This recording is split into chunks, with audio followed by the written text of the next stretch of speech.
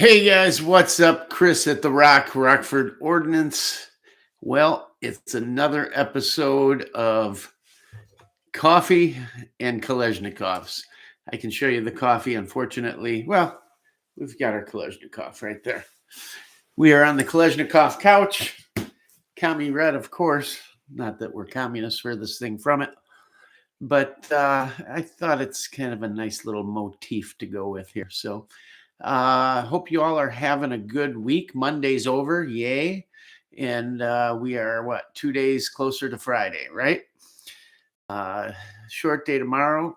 I'm off, thank God. Friday, Saturday, and boom, or Thursday, Friday. Unfortunately, Saturdays are my Friday. But for you guys, you got a few short days till the weekend. And what does that mean? You can all get out to the range. I don't know how the weather's been by you, but man, oh man, is it cold. It's 15 below this morning. That's without the wind chill. It's just frigid, absolutely frigid. But it gets colder. Later this month, maybe February, we usually get a week or so, 10 days, 14 days maybe, where it's can get 30, 40, even 50 below sometimes. Again, without the wind chill, it gets crazy. Anyhow, up here in the Great White North, we call it booger freezing weather.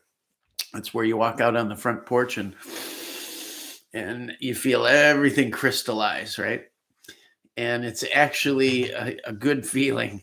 It's clean. Everything dies in that kind of cold, including some folks if you're not careful. But the bacteria, mold, all that stuff, it's just clean, really clean. Every time I'm down in Florida, I feel like it needs a dose of that. It's like it's always so warm, so humid. It's like nothing ever dies. There's never a reprieve with the seasons, and everything just feels sticky and dirty. I don't know. I don't care much for Florida. I'm not not a sunbird, so to speak. I like the cold weather.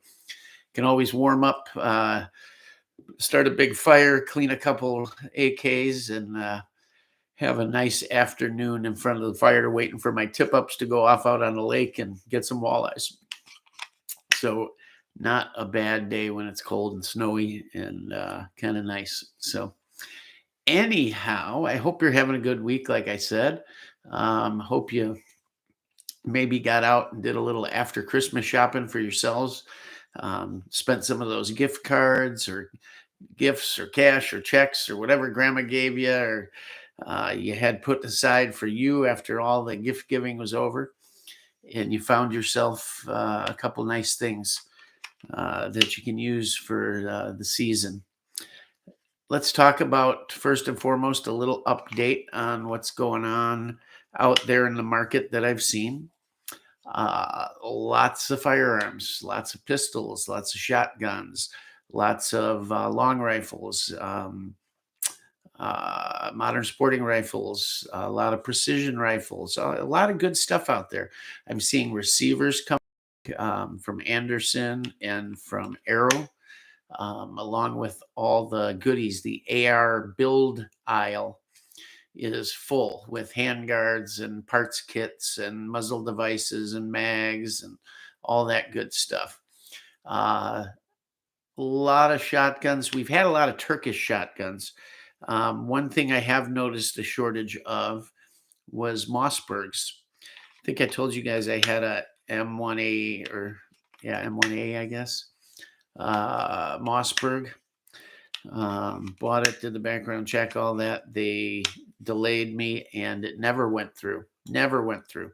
Checked every day, 30 days, and they're one of those places wouldn't deliver the gun. And that was it. Had to reapply, and I figured out a principle. I'm not doing it. It's bull crap. Since then, I got something else, and it went through no problem. So I don't know what the deal is there, but happens occasionally, and it sucks because a right denied or a right delayed is just that. A right delayed is a right denied, right? What if I needed that to protect myself because I had someone stalking my house or my wife or my daughters or something like that? It could end up deadly, right? And I did nothing wrong. I'm a law-abiding citizen. all that good stuff. And yeah, could have been. So not a ton of shotguns out there. The good news is I've seen a ton of VR80s out there. If there's a lot of people watch my VR80 videos, and I assume watch the channel as well. And not to toot my own horn, but a lot have commented that my videos on the VR80 are more informative than anything else out there. We did a deep cleaning video where we completely tore it down. We did a video on the bolt and cleaning that, and a lot of other good stuff. And we got more to come. And they're still some of the most popular videos. Why? Because it's kind of a cool shotgun. Of all the Turkish shotguns out there, the VR80 just seems to be really well built. It has, a lot of these, if you watch, it's TMZ maybe. It's I don't know what there's a bunch of guys that get together, but the main guy, James Reeves, he's been testing these cheap shotguns, and some of them have given up the ghost in like 100 rounds, 140 rounds. 3-inch mag seems to do them all in, and they just don't last. I mean, the things are breaking, like the gun is inoperable. So I'm not saying they're all bad. I'm not saying they're all good. I do know that the VR80 is shot thousands and thousands of rounds with people using it for 3-gun. Me, myself, I've probably put probably a little over 1,000 rounds, somewhere in there, including 3-inch magnums, and the gun keeps running. There's a pretty good aftermarket support for the gun now because it got popular with 3-guns. So there's buffers and handguards and stock. Well, it'll take an AK stock and buffer too. Grips, sights, all the good stuff, right? There's tons of things out there for it. So you can change it up. There's triggers, all kinds of things. And the 3-gun crowd obviously shoots a lot of ammo through those things. So they're holding up. The only bad thing I will say about the gun is no matter what, comparatively speaking, whether you're shooting bird loads or slugs or 3-inch magnums, it kicks like a mule, respectively. Like a birdshot's not going to kick as hard as a slug will, but take that same birdshot round through a Beretta 1301 versus that gun, and that gun kicks a lot harder for some reason. There are 2 gas rings for it. You can change them. But the manual says use the what's called the light ring for anything 2 3/4, including buckshot and slugs, and then use the heavy ring for anything 3-inch. I did try the heavy ring with 2 3/4-inch slugs and buckshot, would not cycle the gun. So that would have been nice if it cut it back a little bit, but it didn't. So there's probably some buffers and things out there that I can try that'll change it up a bit, but neat gun anyways. So those are out there, a ton of them out there everywhere I look. Palmetto and everywhere, $5.99, all over the place.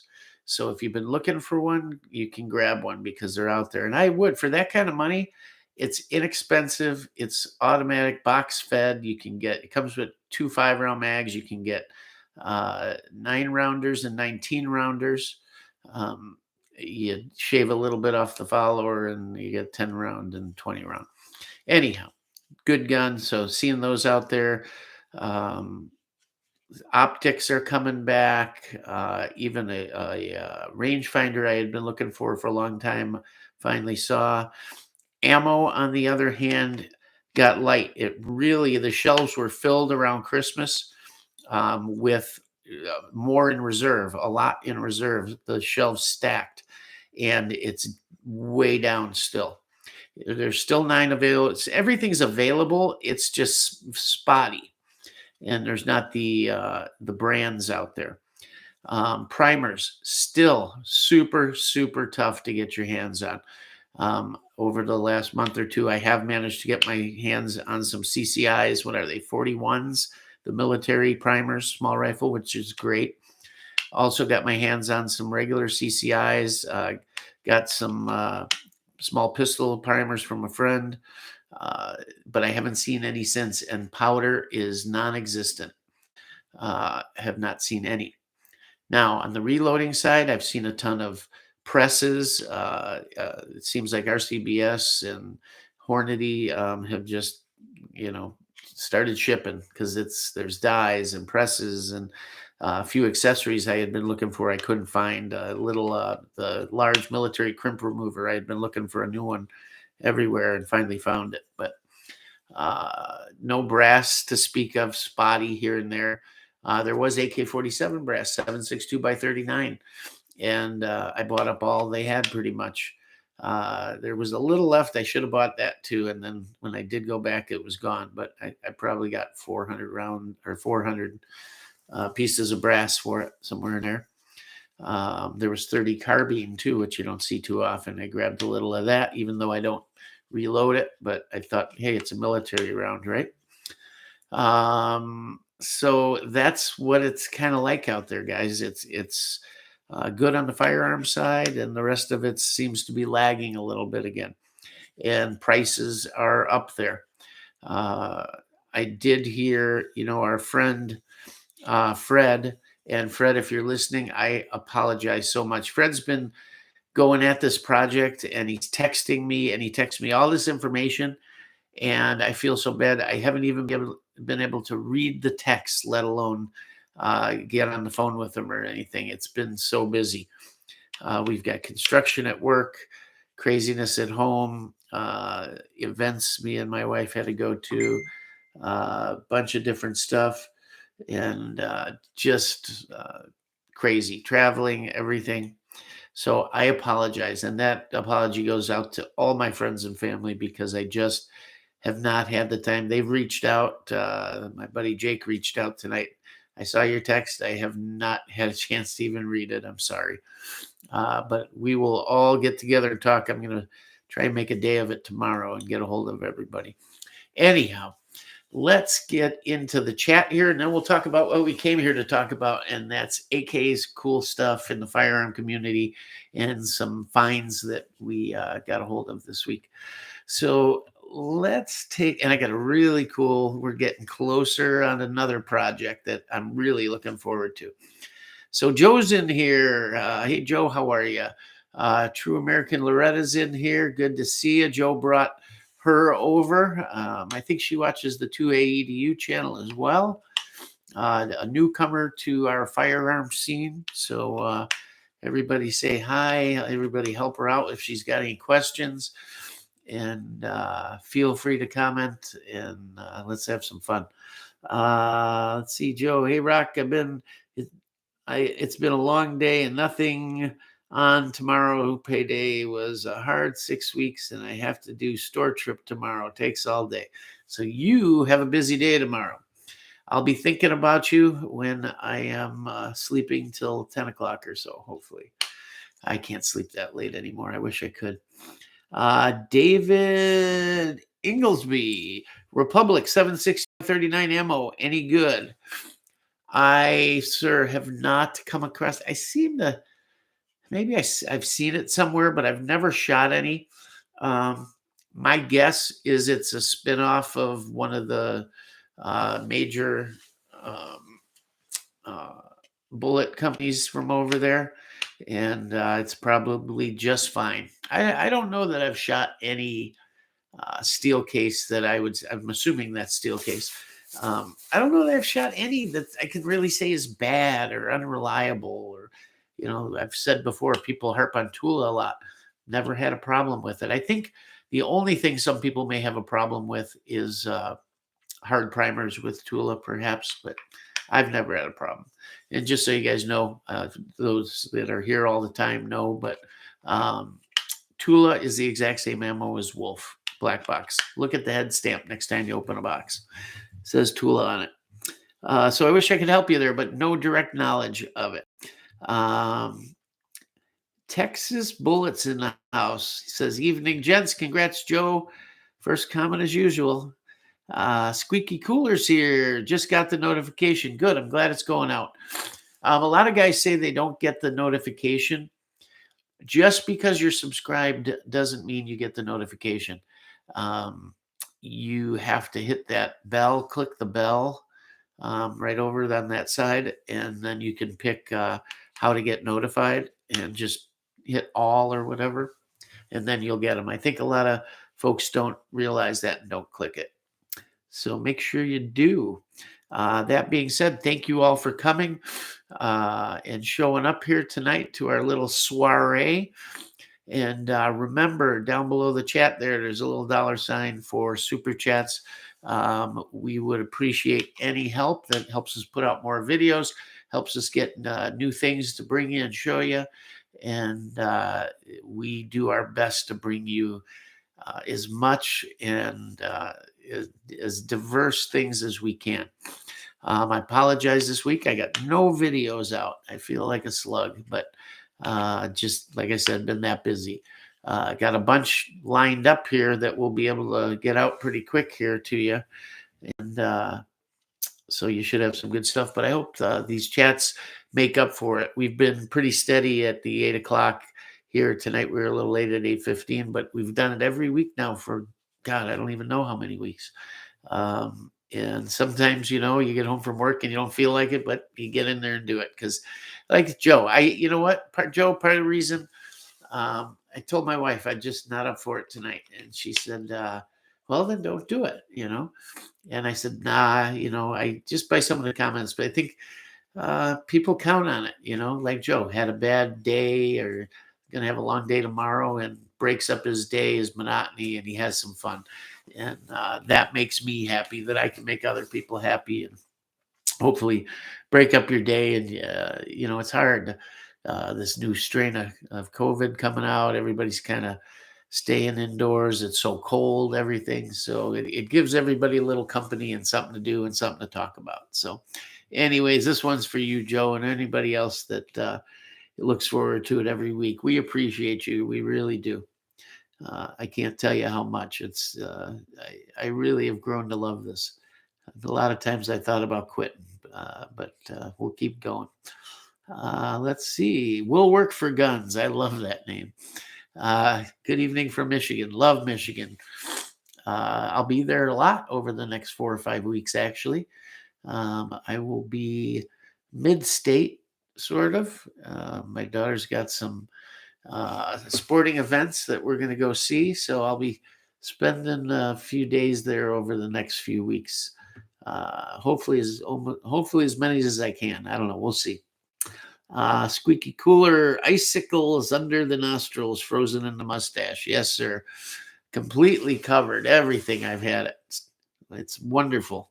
I saw it on the news one night and I've tried it. It works. You take a glass of water, you go out on the deck, you throw it in the air, and poof, huge cloud of snow. If some of you have tried it and it didn't work, 2 things. Either it's not cold enough, or 2, and most likely if you're doing it, it's probably cold enough. You need to use a glass of hot water, as hot as you can get it out of the tap. And boom, it explodes. It's really cool. It does work. Let's see. Joe, after Christmas, best time to buy used guns. People get hard up. Yes, you're absolutely right. Where my manufacturing plant was, we had a big gun shop / pawn shop. 2 times a year, he got super busy taking in tons of pawned guns. And they were near an Indian reservation too. So depending whenever the Native Americans got their checks, I don't know how they get them, monthly, quarterly. I think it's maybe yearly. He said the checks would come, they'd buy a bunch of guns, and then a few months later, as the money ran low, they'd come back and pawn them. And there were some good deals to be had. Well, same thing after tax season. People buy a lot, and a few months later, you'll see them starting to sell them. And after Christmas, everybody's got to pay the bills. So be out there looking. There's some good deals. Watch some of the, sites that specialize in that kind of stuff. And you might find yourself a good deal. So, yeah, that's a good thing to remind us of, Joe. Let's see. Will work for guns. Got him a new handgun. What'd you get? You You got to tell us. You can't just keep us waiting. I get it. You want to build a little drama there for us. Let me think. I bet you he got, I'm going to say a SIG first, maybe a Glock. No, and I'll maybe Taurus. That's my third shot. Anyhow, let's see who else is here. Joe says, reminds me, since you said Turkish shotgun, I did the feed mod to it so I can stick a tube extension on it. Don't know what thread pattern it is. I don't either, Joe. That was the problem with it. They're modeled after 870s if it's one of the pump, but it was a slight bit different. How I figured it out is I took the cap off my 870 and I put it on and threaded on, but about the third, fourth thread, it got a little stiff, so you knew it was off. But it was close enough that when I got the extension tube, and mine's made by, it's a Swedish or Norwegian name, it's not Anderson, but one of those, and it went on tight. I cranked the hell out of it, and it works. It didn't fly off the gun. Actually, the front sight did. If you guys watch the video of my cheap tactical shotgun, it was a, what the heck is that thing? TriStar Cobra. And we shot it, and I said, man, it's running pretty good. I had literally cut the thing up with a saw and different stuff, and it laid in a corner in the garage and rusted for about 10 years. It actually didn't rust. I was surprised. But I finally put it all together, and other than me not oiling it and it running a little stiff, once we ran a few tubes through it, the thing ran great. Everything held together, except I looked and the front sight was gone. So we found the front sight, and I actually did a super nice job soldering it in there. I didn't want to ruin the bluing around it, and I was able to do it and solder it in, and you can't even tell. Fabulous. I thought I shot video of that because I wanted to show you guys how to solder a sight in, and I don't know if I put a video out or if I still have the footage or what, but I figured it would make a good video. But yeah, check it out. Let's see. Loretta says, hi, we'll work for guns. I'll put my Stoger, he got a Stoger M3000 up against the VR. Oh, Stoger is shotgun up against the VR80. Not familiar with the M3000. I'm assuming it's semi-automatic. But yeah, Stoger, that's one of the better names out there. They bring in a lot of Turkish guns and whatnot, and really, really nice stuff. I wanted a Stoger coach gun for the longest time, and then I wanted a pheasant gun, a side-by-side with an English straight stock, and I ended up getting one, but it's a CZ, also a superb gun. I love that gun. Alan Bishop's here. Hey, how you doing, Alan? Good to have you. Beat the price on it. Which was the? I was literally the first one in my area to purchase a VR80. My local gun shop was first to get one in, and I bought it immediately. Couldn't beat the price. Right. I stumbled on it. I knew nothing about it, and I was in a huge shop down near Chicago somewhere, and ended up, I saw it on the wall, and I was looking to get something that day, and they didn't have much, and I saw that, and I thought, looks like a piece of junk. And then the guy put it in my hands, and it was all metal, and I went, oh my God, this thing really feels nice. Guy started telling me a little bit about it, and I snapped it up. I said, I don't know why I need this. I got a Vepper that I run 3-gun with, and I said, but it's cool. It's one of those guns that, hey, it's got a big box mag on a shotgun, and it puts a smile on your face. The second kind of cool, as Nut and Fancy would say if you watch his channel. Second kind of cool. Why? It makes you feel good. Awesome, fun gun. Anyhow, Texas Hog Killer. You hunt hogs? No, but I'd love to. Me and my son were planning a trip to go hunting hogs. because it was cheap, and I could take him and we wouldn't break the bank and we could go for a short weekend, maybe take our motor home and go have fun. We never got around to it, but God, I would love to hunt hogs. Sounds like a blast. That's one of those things. It'd be fun to get a bunch of guys together and go. And pretty much any state, I think Tennessee and below, you can hunt them. But it'd, of course, be more fun where there's lots of them and maybe some big ones too. That'd be cool. Let's see. Mine's the Rock Island AG-12 Defender. It's an 870 copy. Yeah, great gun.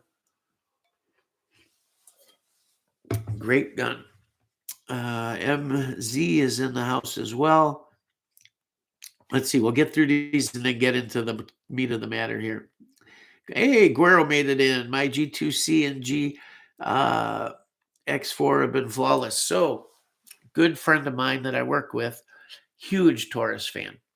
I told him about 2A EDU, and he started watching over there. And he was actually he was ahead of 2A EDU. He had a lot of these for a long time, and I'm sure Micah did too. But he's got a G2C, he's got a TX22, which I really like, and he couldn't help himself. He was on vacation a week or two ago, and while he was off, he got the new the GX4, and he's loving it. And I actually got to hold one and play with it a little bit. I didn't get to shoot it. The trigger feels awesome. The size is cool. It's a little light as far as capacity goes compared to a SIG, but it's half the price of a SIG, and you can get the extended mags and whatnot. Size-wise, it's very close. It's a neat, nice gun. Taurus is really, really coming into their own and putting out a lot of nice stuff.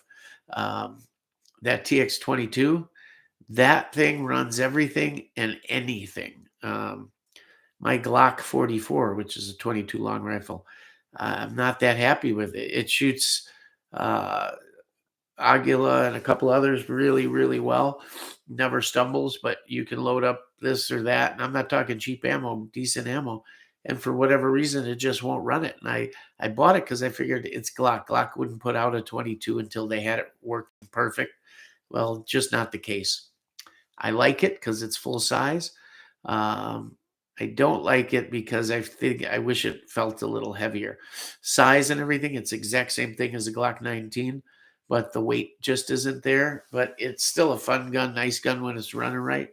And but that TX22 for $299 or $250, how do you beat it? And it runs anything. Junk, put junk in it, it'll run. Anyhow, it really felt like a nice gun. Got it yet. So I told him he better get out there this weekend and put some rounds to it. Heck, go out in the backyard. Let's see who else got in here.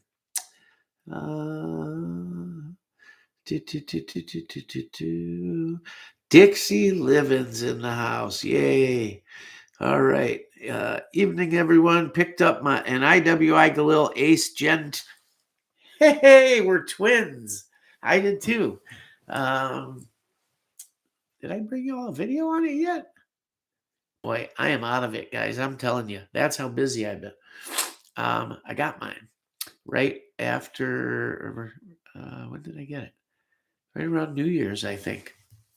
And yeah, man, what a nice gun. I'm recanting a little bit of how I put Galils in a different category than AKs. While I still want to keep it in a separate category because they just have outdone themselves with that rifle and pistol. But it is so AK-like that I would have no problem running that as my go-to AK. Matter of fact, I'm looking at it right here. It's just so nice. My God. It's so nice to have an AK where everything is standardized between guns, and just not much room for error like on some of the other ones. And it's smooth and nice. I did the pistol with the brace, in 7.62. They had a 5.45 gun, but it was the 10.5-inch barrel.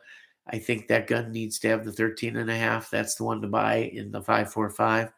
Um, uh, I thought 7.62, why not? Just a nice gun. The only thing, I had looked into getting an ACE years and years ago, when I was first getting back into AKs. I wanted one super nice go-to gun, like high-end gun.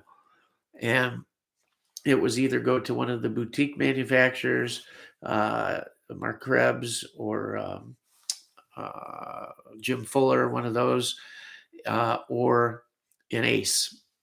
And I just couldn't, at the time, I hadn't run across an ACE, and this Krebs fell in my lap, and I went that direction. But I will say, the one thing I don't care for about this Gen 2 is the new handguard. Uh, it makes it look generic. It no longer has that. It does in certain ways, but it doesn't have that Galil feeling, like where you look at it and go, that's a Galil. You could easily kind of, if you're looking fast, go past it, in the rack thinking it's another AK. Also, I hate the fact that they got rid of the sights. The sights as well gave it that profile, made it look like a Galil. Um, I, I wish I had found a Gen 1. I would rather have the Gen 1, I think. And I would get rid of the plastic. I'd do the plastic delete. And yeah, it'd be cool. I think I'll keep an eye out for that. But I will say, I put a set of AR, not backup sights, but solid sights on it that kind of mimic the pattern that of what the fixed sights look like on the Gen 1. So that brought it up to speed a little bit. And the M-Lock certainly is more handy in a way, kind of. The other one was nice because you could take off the rail covers and you had the rail. The Gen 1 just looked cooler. They said they lengthened the trigger on it because when you're firing it, the trigger's kind of short. So when you're pulling it, it ends right here. And so you're kind of pushing on the sharp. Here, I should go like this. Your finger doesn't catch it up here, catches it down at the tip here, and it pokes in, and after a while, it bothers your finger. Someone said, I think Misha said they had lengthened it, and I don't see it. Now, I haven't touched the first gen. Maybe it was shorter, which would be even more terrible, but super nice clean break. I love the mag release lever. Uh, just nice stuff. The top cover is on there so tight, you have to really yank to get it off. It's nice to have sights on it now. I can pull and get it open. But to put it on, you almost need a rubber mallet to tap it back on. Nice rifle. Have not shot it yet. Looking forward to it. And just neat. I'm glad you got one. We can talk about it now and share our stories here. He got it in 5.56. Did you get a pistol or a rifle? Galil ACE Gen 2.5 today. Welcome to the jungle. We got fun and games. Yes, you do. Ask Loretta. I've been telling others to get a cheap gun for a spare in case trouble. Yep. And Taurus is the way to go for inexpensive guns. Just set up my profile at the AFT, getting into the suppressor game. I keep saying I'm going to do it, and I think that might be one of my next projects. Before it's too late, right? Joe's got suppressor on his list.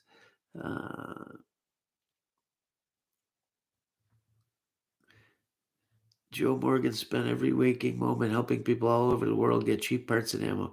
He's an amazing guy. He helped me, and he's my best friend. Cool. Awesome. Way to go, Joe.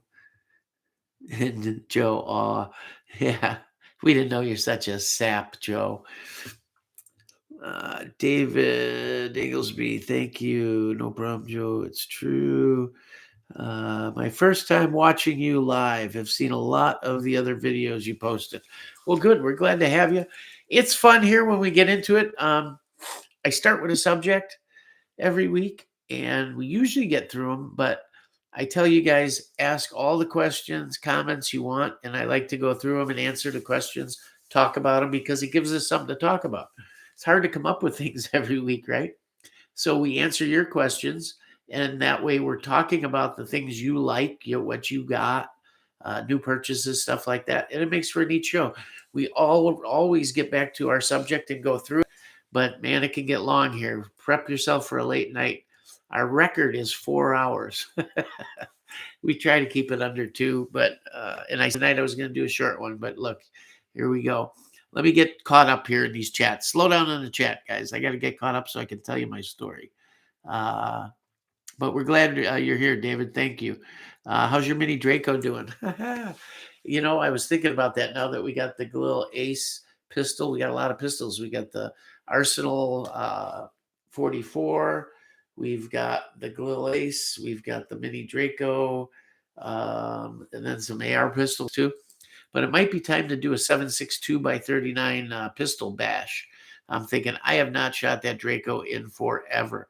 And you know, that's my #1 video. More people have watched that video than any other video. And of course, they demonetized it a long time ago. But it's a cool video. Ridiculous amount of views.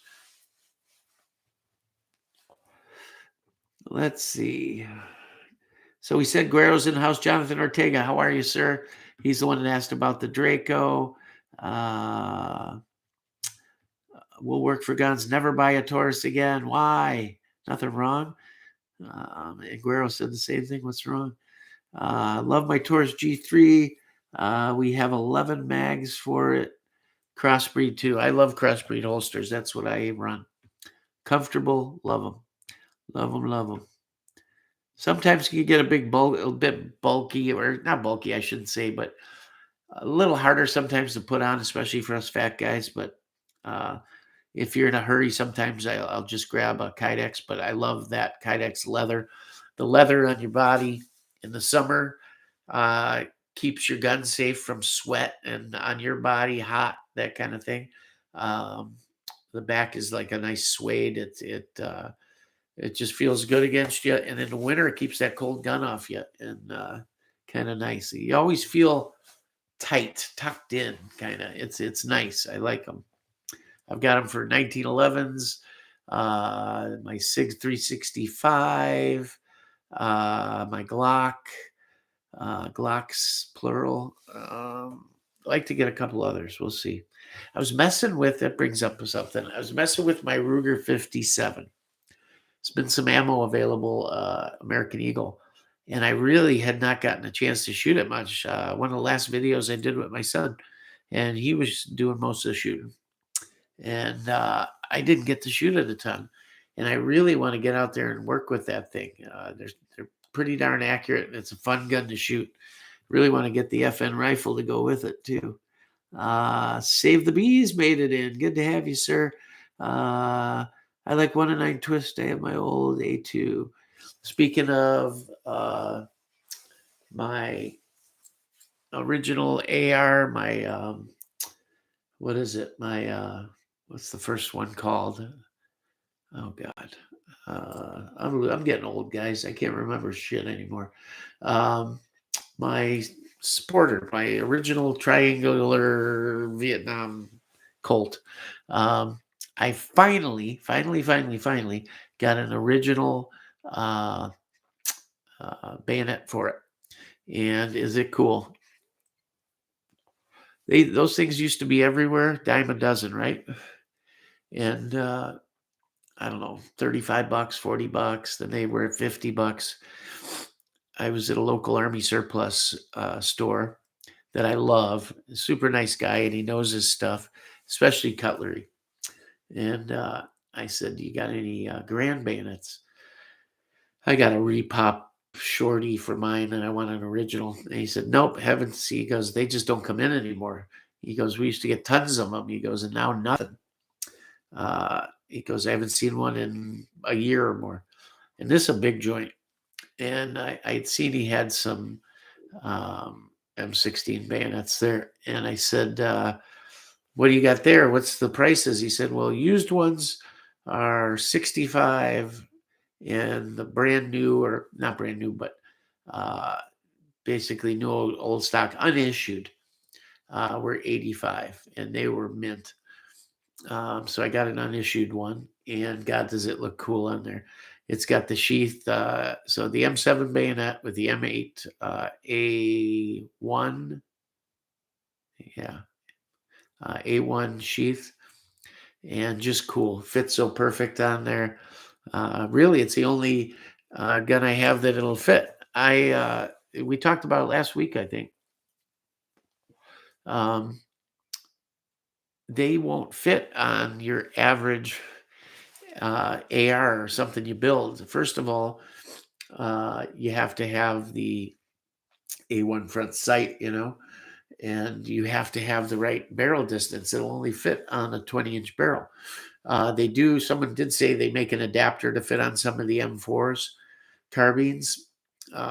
Or, yeah, I wonder if 14.5-inch pinned barrel, but I don't have the sight on that. So anyhow, it'd be neat to get an adapter, have one for the M4 too, but so cool. And a buddy of mine that I work with, this is a cool story. Listen up, guys. So one of my favorite movies of all time is Mel Gibson's We Were Soldiers. Love that movie, Vietnam movie. And he went through extraordinary uh,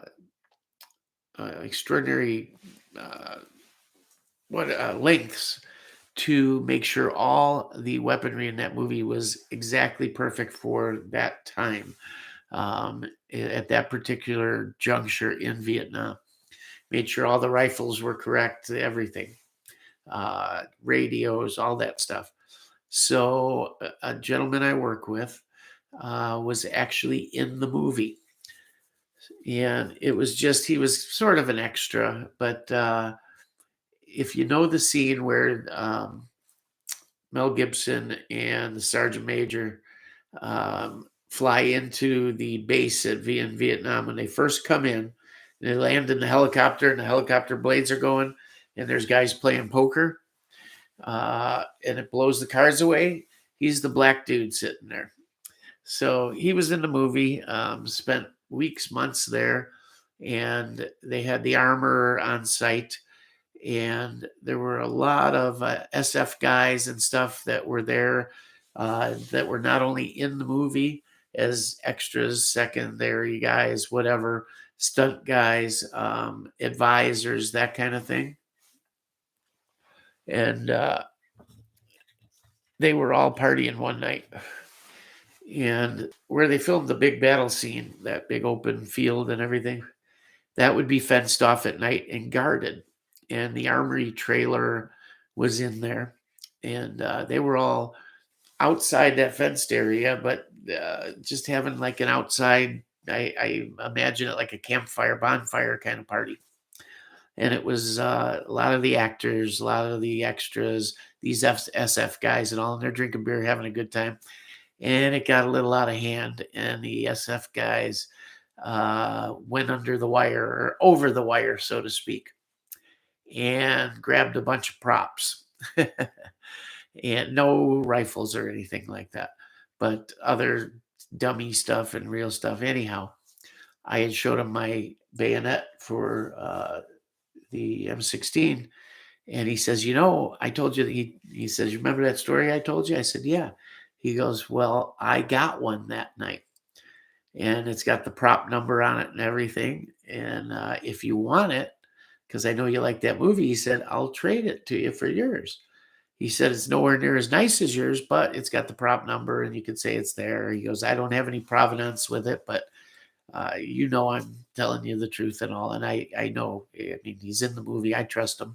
He's not a gun guy. He just had that bayonet.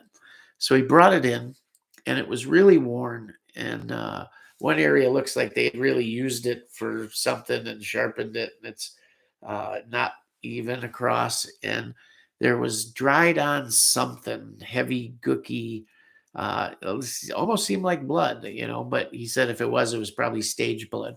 But it was really hard on there. There was a little surface rust, uh, things like that. Really just gooked up and dirty for the most part.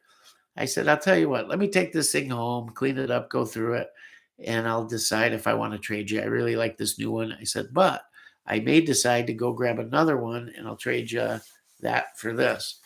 So I took it home last night and I got home and I took the grips off it and it's perfect underneath. Now they're parkerized, okay, which is sort of a form of bluing. It changes the metal, um, but it's got more grain to it. And the blade was down to silver in a lot of areas. The tip has a little nick in it. The grips were perfect. Under the grips were perfect. The latching mechanism was perfect, but a little worn. And I took it apart. Um, then I took Ballistol and soaked the thing, got all that gook off with a brush, and then I put it in my ultrasonic, the grips, everything, and let it run for about 15 minutes, and it came out spotless. Every bit of gook gone. Oiled up the grips. They are plastic, more like a hard plastic, almost like a Bakelite, but sort of an American Bakelite, which is much nicer than the original Russian Bakelite. Not as good looking, but not as crude. Grips were perfect. So I'm looking at this thing, and when you take it out of the uh, ultrasonic, here's a little tip you guys can use on a ton of different projects. And this came out light years. I've done it before and had good results, but this thing, what I'm going to tell you here, it's easy. Any of you can do it in your garage. It came out just phenomenal. So I took it out of the ultrasonic and I run it.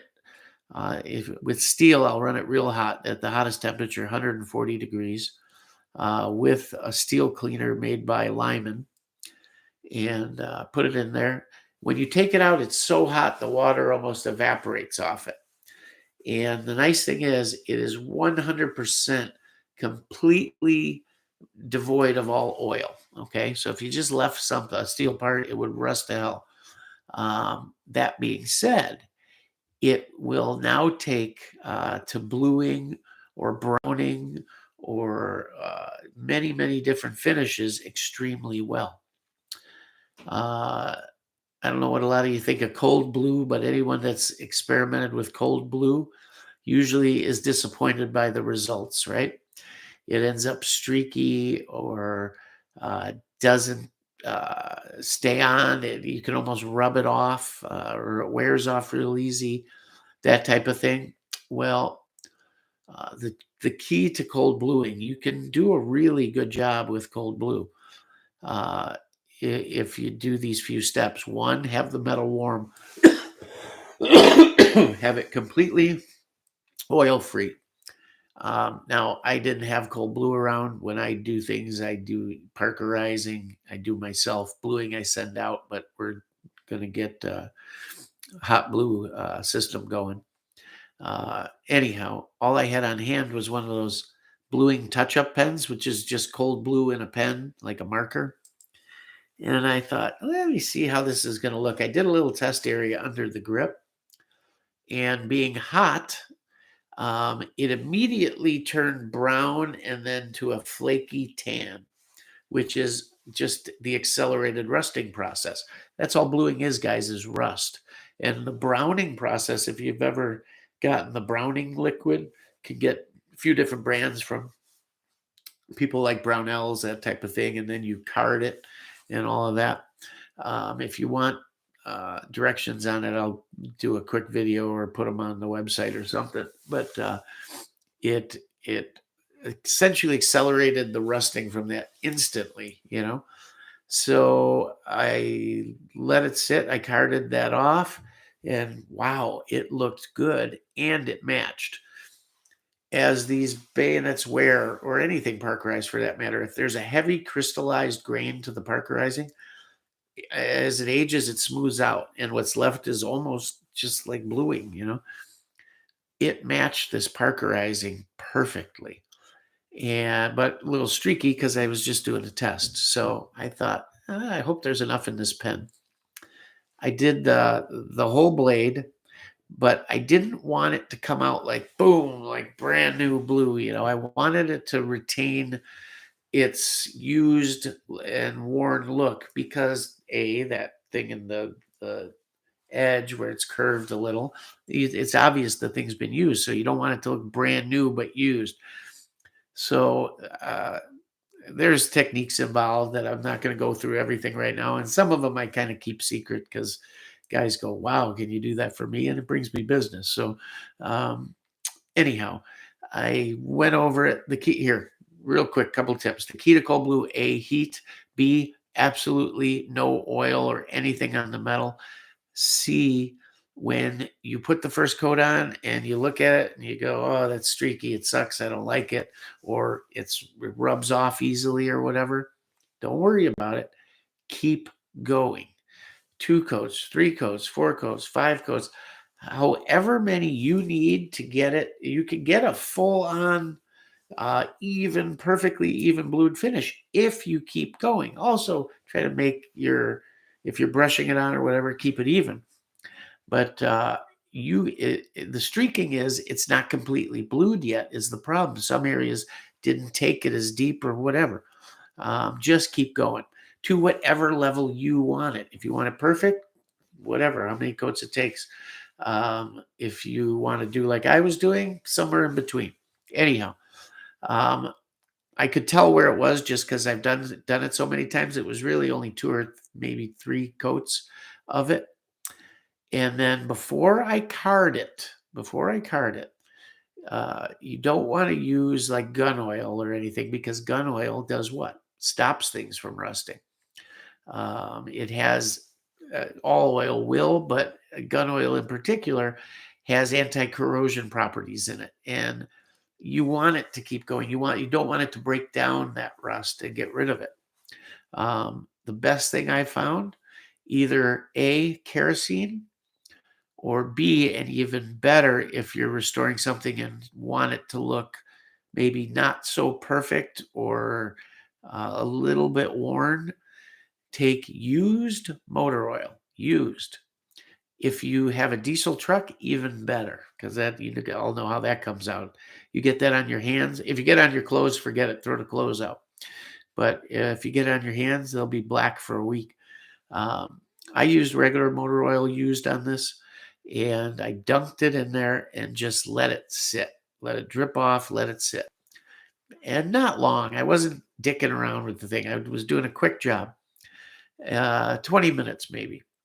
And then I wiped the excess off and then took my fingers and just kind of worked it in and everything. Now I still had to card it. So I took a microfiber and got it down to where it had just the thinnest sheen of oil on it.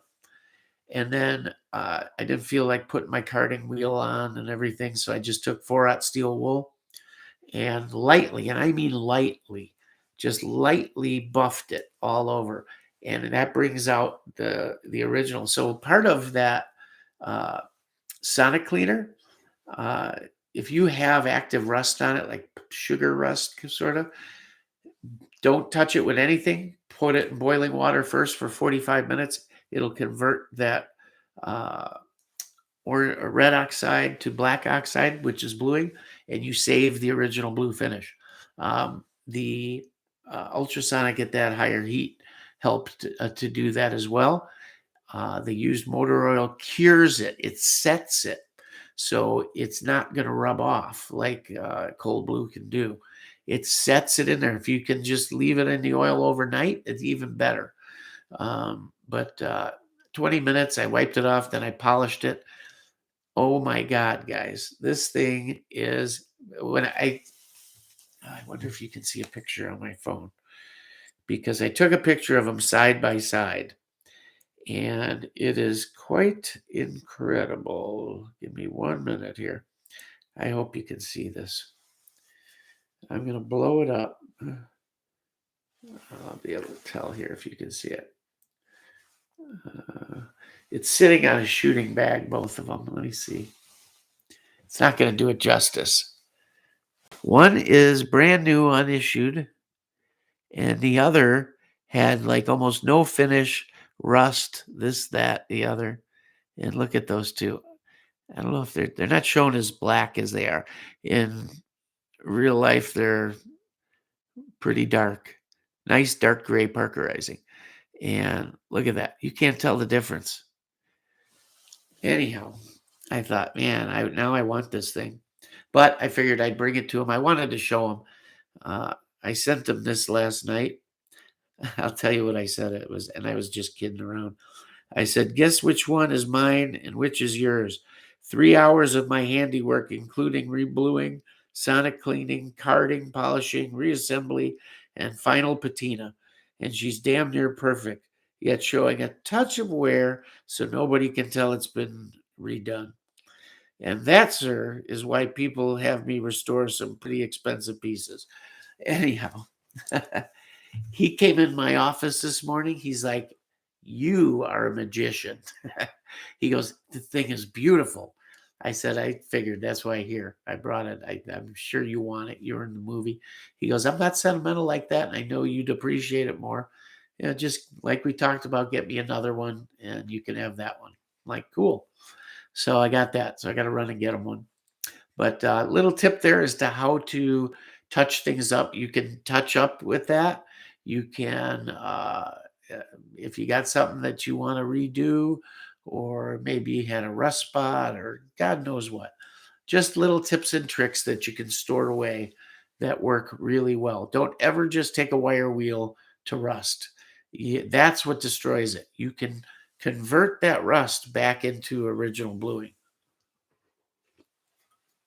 Anyhow, I will get better pictures and I'll include them in the next video I do just so you guys can see them.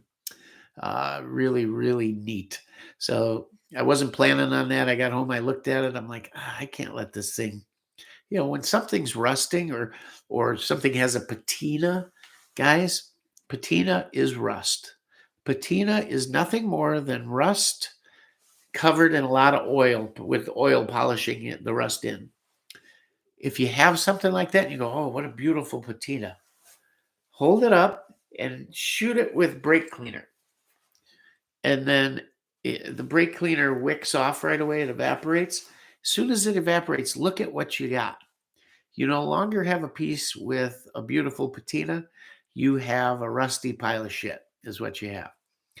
And if you leave things, whether it be a gun, a knife, whatever, all oiled up with that patina, that gun is slowly degrading. That knife is degrading. That piece of metal will eventually crumble, even though you're putting all that oil on it. All you're doing is slowing down the degradation process. What you need to do is conserve it, and that is converting that rust to black oxide by boiling with plain old water. Plain old water, and if you don't want to spend a dime, 4-aught steel wool. And then oil it and you're done. And at least that piece that had the beautiful patina is no longer rusty and is no longer degrading.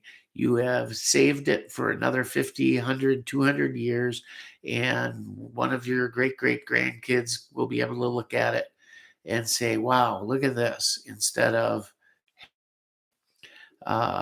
it's just a cool process. So if you want some more info on it, let me know, but it's not my idea. I can't take credit for it. It belongs to the gentleman over on the Anvil channel. He is a gunsmith extraordinaire. When I tell you I could watch his videos for days, what a craftsman. Just, you should see him do checkering. I just watch like this. I could watch it for, my wife's like, what in the hell are you doing? I'm like, shh, go away. It's watching a master at work. And it's his thing. He has a couple great videos on conservation. Just when you get to his channel, search his channel for conservation, watch the videos, and everything is laid out there. It's incredible. You won't believe it till you see it. Anyhow, so that's what I did last night. It was a fun little program. Uh, really great results. Great results. I was impressed. I even impressed myself last night. I'm not trying to be conceited or anything. It was just cool. Anyhow, let me jump in here and then we're going to get to the subject of tonight's thing. And I promise you, I'm going quick this time. If I skip you guys, I'll read them later. I read them all. I know not an AK, but have been thinking about picking up a surplus Gallant rifle. Any experience or good things to say about them, or pass and just get something else? No. You're talking about a Galil, I assume? Gallant? Oh, Galani? Um, Galani, I thought was a version of a Galil, wasn't it? If I'm wrong, guys, tell me. I've never looked into that a lot. I'm trying to picture if it's a Galil he's talking about. I've heard good things about him. Galani. Somebody will chime in here that knows better than I do on that one. I don't know it all, guys. I don't know it all, I promise you. Guero, I'm at the park and this car pulled up next to us, practically running up to my car. Was about to pull my GX4 out, but they asked if I had seen a little girl. I think it was BS. They didn't seem worried. Huh, weird. Shooting a Wasser side folder tomorrow. Awesome. Wassers are great guns. How can you go wrong with a Wasser, right? I don't get to the range enough. Me neither. Orient Fixer's here. Awesome. Good to have you, dude. So it's not a night without the fixer in the house. Trucking company I work for used to haul those Stoger coach guns by the half trailer load to Kansas City. And a few crates didn't fall off. What's wrong with you? You're the fixer. Should have fixed that. Let's see. I broke my slide on my Taurus. Took them 6 months to put a new slide on it. Pop metal guns. Wow. I don't know that I agree with it being pop metal. There may be some MIM parts on there, but the slide itself, I'd be shocked. I'm not saying I don't believe you, but I'm also shocked it took them 6 months. What the hell is that? Checking in from Vegas, working OT, but keeping one ear on the session. Pixel Face Killer. Good to have you. Las Vegas, man. We got them from all over. That's cool. I like to hear where you guys are from. I need to get some 22s. I only got 9 12 gauge and 7.62 guns. Can only afford to shoot once or twice a year. Nothing wrong with 22s. 22s, I have more fun shooting 22s. I can't tell you how much fun. I love them.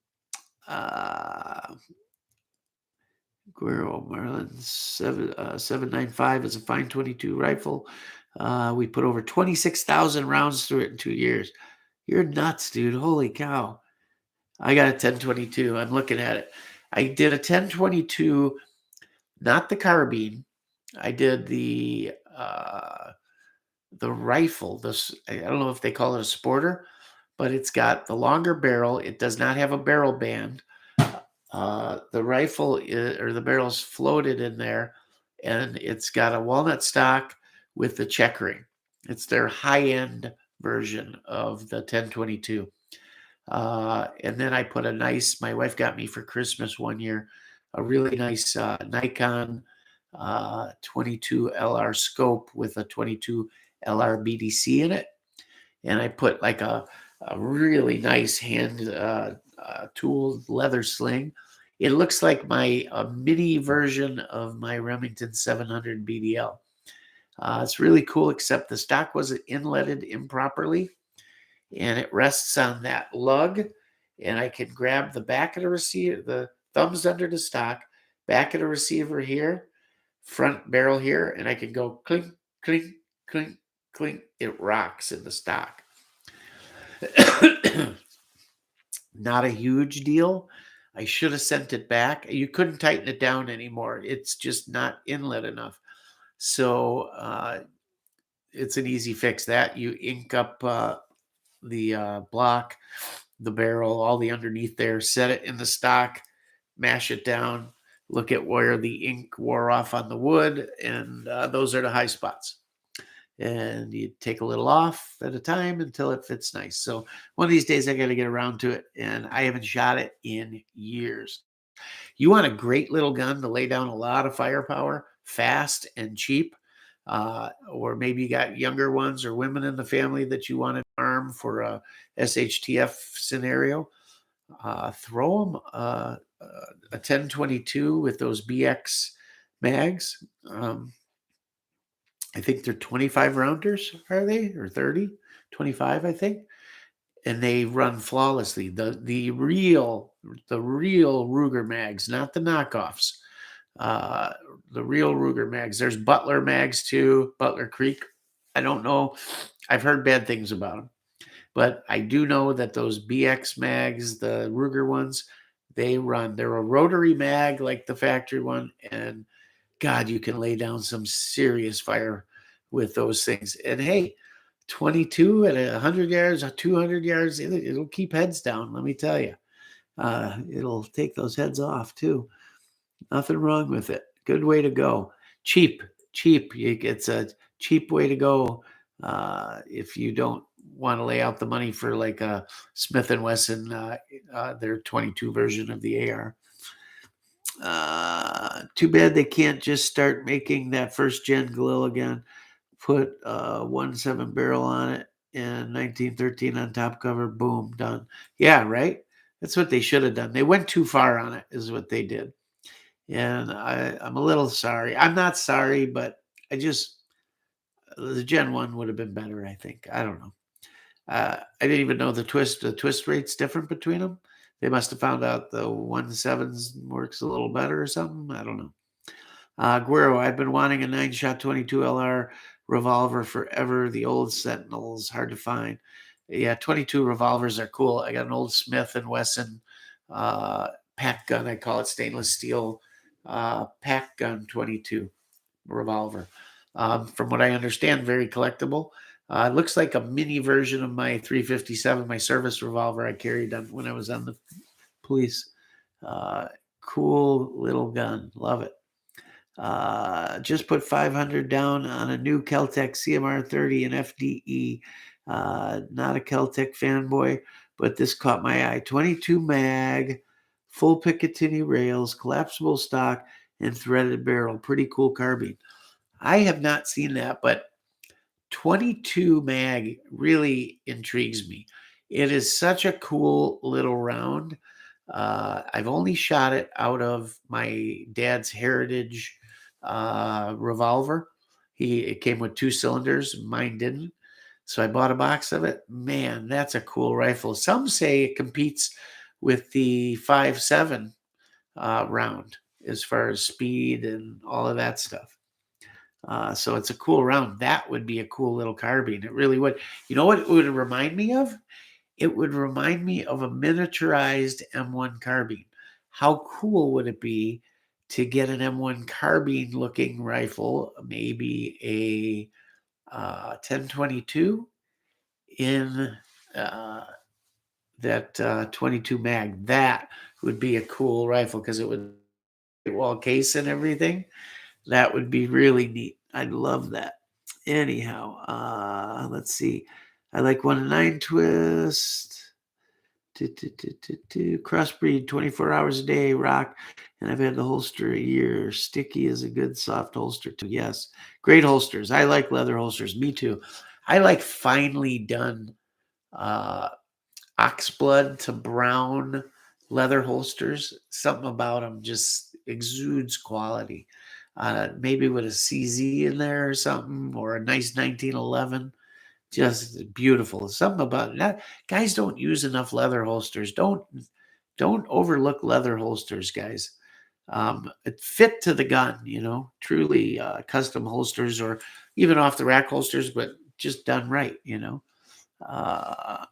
Let's see. I love my mini Draco. Wanted the full size Draco, but happy with the mini. People say they don't serve a purpose, but with a brace, I beg to differ. Me too. I didn't get the micro because it's too small. They didn't make a handguard. You can't get an optic on it unless you put it on the sight rail, I think, if I remember right. The micro is too small. The mini, cooler than hell. I do want a regular Draco because I want an SBR one. I think it's such a cool gun. There's so many I still like. Every video I tell you guys this. So many I even still need. And I got a ton of crap. Do they make those Galils in 545? Yes, they do. They had one there when I bought mine. I could have got that one. However, they make it in the rifle length. They make it in the pistol length, which is is it 8.5 or 10.5? I forget what it is. But what you want that in is the 13.5-inch barrel, and they're making it. I would only buy that 545 in either the rifle or the 13.5, and the 13.5 is the way to go on that. That would be really cool. Either SBR it or brace it. If they had that there, they would have, but my guy told me they haven't released them yet. But they're coming, so maybe we'll grab one. Hey, I have a bunch of 7.62x54 RAKs like AKs like Vepers, 8mm AKs, and 308 AKs. There he is, the one guy that bought up all those Vepers. It's AB. So, hey, my hat's off to you, man. Those Vepers, Vepers guys were originally sporting rifles, literally built for hunting, semi-automatics. They came in way more calibers than you'll ever know. 308s were real popular. The 7.62x54 guns were popular. And they did make an FM version of the 7.62x54. When you talk about FM, when it comes to Vepers, those are the military looking AK-47 looking Vepers. Up until those FMs came out, there were just either wooden stock versions, and I mean a full wooden stock, or thumb hole versions, hunting rifles essentially of the 7.62 caliber guns. They would come in and they had slant cut receivers too. So if you look at some older Krebs did a bunch of them, and they bought a big batch, and he made a conversion kit for the back, and stocks, and a conversion wedge for that angled cut stock. And then he moved the trigger guard and all that stuff and made those guns. But you could not get a Veper in a military configuration for the longest time when they first came in, until they came out with that FM version. So that being said, there were a ton of those guns in the slant cut receiver version in other calibers, hunting calibers, 308, 7.62x54. What else was there? There were 8mm. There was Grendel, 6.5 Grendel, a bunch of them. And they, up until real recently, like weeks, months, a couple of months, they were still out there and they were pretty cheap. And then guys started buying them up. I think that 308 maybe even came in an FM version, but the 7.62x54, it didn't come out with a 16-inch barrel. I think the shortest they made it in the FM version was in a 20-inch barrel, maybe even a tad longer. And then there were some that they had converted to the angle cut receiver guns. But there are a few of those running around. And I want to even say there were some shorter barreled ones and a little longer barreled ones, like maybe a 20 and a 24. I wasn't all that interested in it, although I did think about getting one and kind of putting it in a DMR role, which, looking back, I probably should have. But I should have bought 545 uppers. more of them. I tell you guys, I don't have a 5.45. I have 5.45 guns. Those are in the box, new, never shot, and they won't be. They are put away. So I don't have a 5.45 gun. I should have bought another one to shoot, because in my opinion, that's pretty much the world's most perfect AK. I love 7.62 by 39, but that Vepr with the bulge trunnions, heavy receiver, heavy barrel. Not that the 5.45 has a monster recoil to begin with, but that gun just doesn't move. It's just ba ba ba ba ba ba ba ba ba. I mean, it doesn't move. There is zero recoil, and you do that gun up, man. That's a go-to gun. Let me tell you. Fabulous. But it's cool that you have those rifles in those calibers. As you probably know, the value is going up on those guns as well. Not quite what the FMs are, but they'll get there. Trust me. Cool guns. Uh, so yeah, cool calibers and Veprs, and yes, they make the 5.45 and the Galil. In my opinion, the 13-inch barrel is the way to go. You inspired me to build my mini Draco. Jonathan Ortega. He told me that last week or the week before. I remember you. He watched the video and built one similar. I love my mini Draco. Wanted the full size. I read that already. Thought about a nylon 66, but don't know much about them. Great gun. Nylon 66. I had the catalog or the sales sheet on a nylon 66 when I was about 14 years old. I wanted one of those guns so bad. They made them in black with the white diamond, brown with the white diamond. I want to say I once saw one red with the white diamond, or some weird color. Um, but I wanted one so bad. I don't remember if I wanted the brown or the black, but I just thought it was the coolest gun. And I had read that brochure about it. It was put out by Remington, just a brochure at the gun shop. And they had the rifle. I couldn't buy it, of course. I didn't have the money, but I could take the brochure home, and I wore that thing out. It was folded, stuck in my pocket. I took it everywhere. I take it out at the dinner table, hoping my dad would see it and maybe my birthday coming or something. I just thought, whatever reason, I remember the way Remington talked about that gun in the advertisement. And it struck me. They did their job. They advertised well. I thought, man, I will just be a great white hunter with that rifle, or whatever. The squirrels would run in fear, and rabbits would have their knees knock, and all that. And I wanted one so bad. Never ended up with one, um, but they are very collectible now. They are. I don't know that they bring a ton of money, but probably more than you'd think. And they lasted forever, and they are fabulous, well built little rifles. If you have one, consider yourself lucky. Take it out and shoot it and enjoy it. And I guarantee you, people at the range will stop by to talk to you, to tell you their stories growing up with it, or, oh my God, I always wanted one of those, or whatever. It'll turn a few heads at the range with the guys that grew up in that era, meaning the 70s, late 60s through the 70s, is when I did. So yeah, it was so cool. Let's see.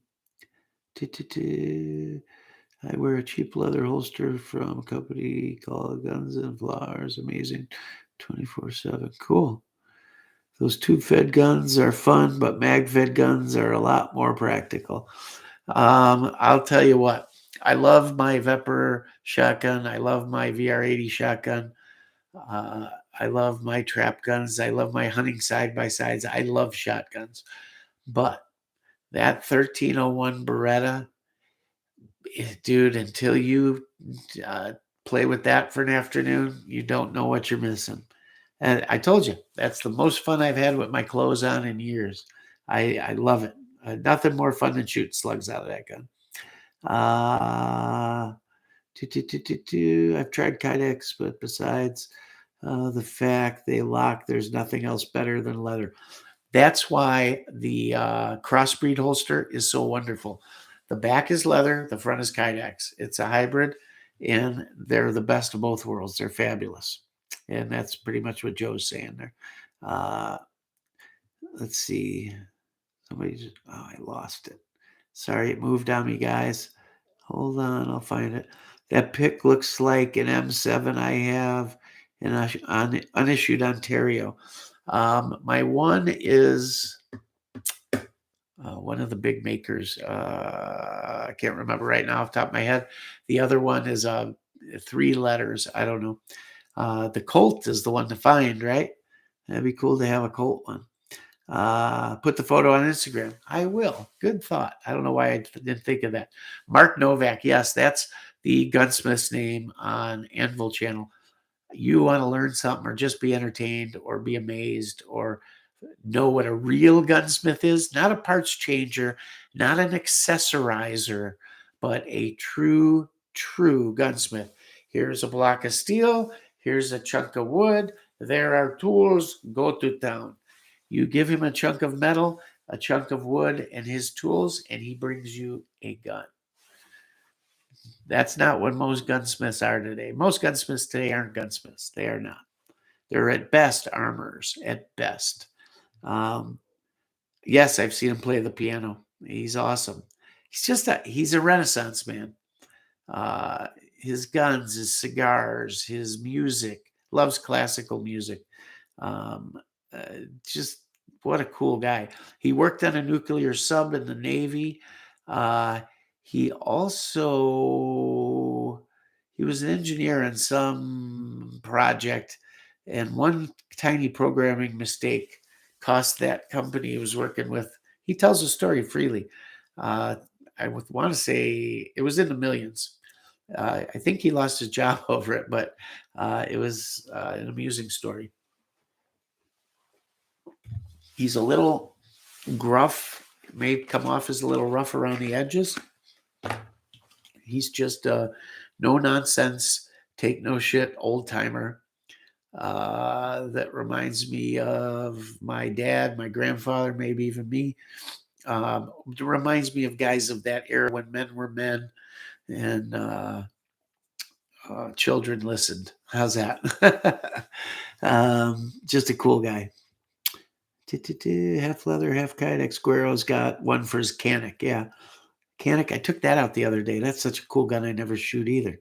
I want to put either a bayonet or a spike on the end of my MAV 88. Absolutely.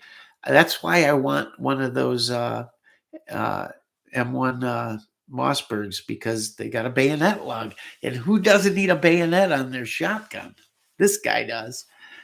How cool is that? I'd walk around the house with it. Why not? It's so cool. Yeah. Just totally cool. Let's see. Who else is in here? Chris H. Hello, friends. Hello. Good to have you here, man. So that's it. I'm caught up here. I can tell the story. We're only an hour and a half in. I can finally spout off about what I came here for tonight after I light the smoke. See, I'm like Mark. I'm a Renaissance man. He smokes cigars. I smoke cigarettes. What the hell? I'm a dinosaur. Nobody smokes cigarettes anymore.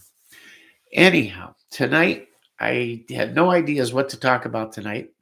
And as I was changing tonight, I thought, I'm going to talk about militaries. And what better color to talk about than OD green? So I have an OD green hat. I have an OD green shirt, hoodie. I have an OD green vest. I have an OD green 511 belt. OD green jeans. I don't have my OD green. I have an OD green Apple Watch. OD green socks. No, my underwear are not OD green. OD green Solomons.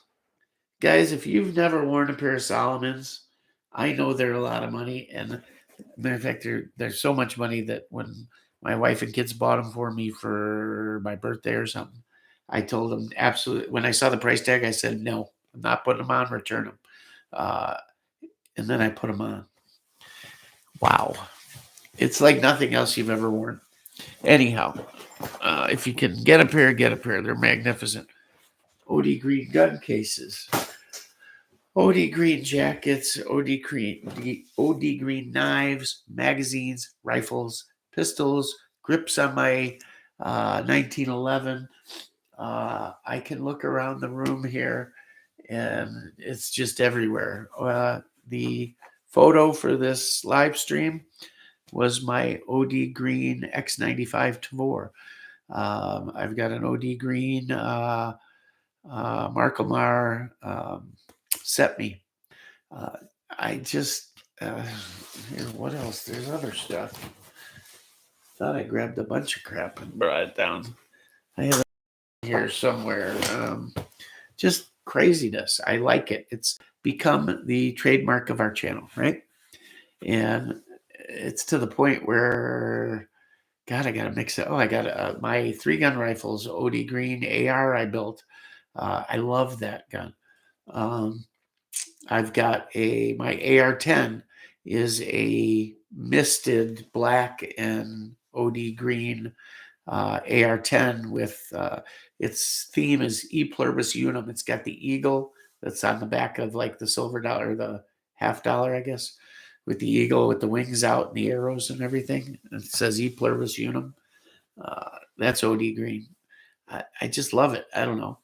And I wanted to talk about colors, but not from the perspective of, oh, yeah, it's cool. Or what do you like? Well, let's ask.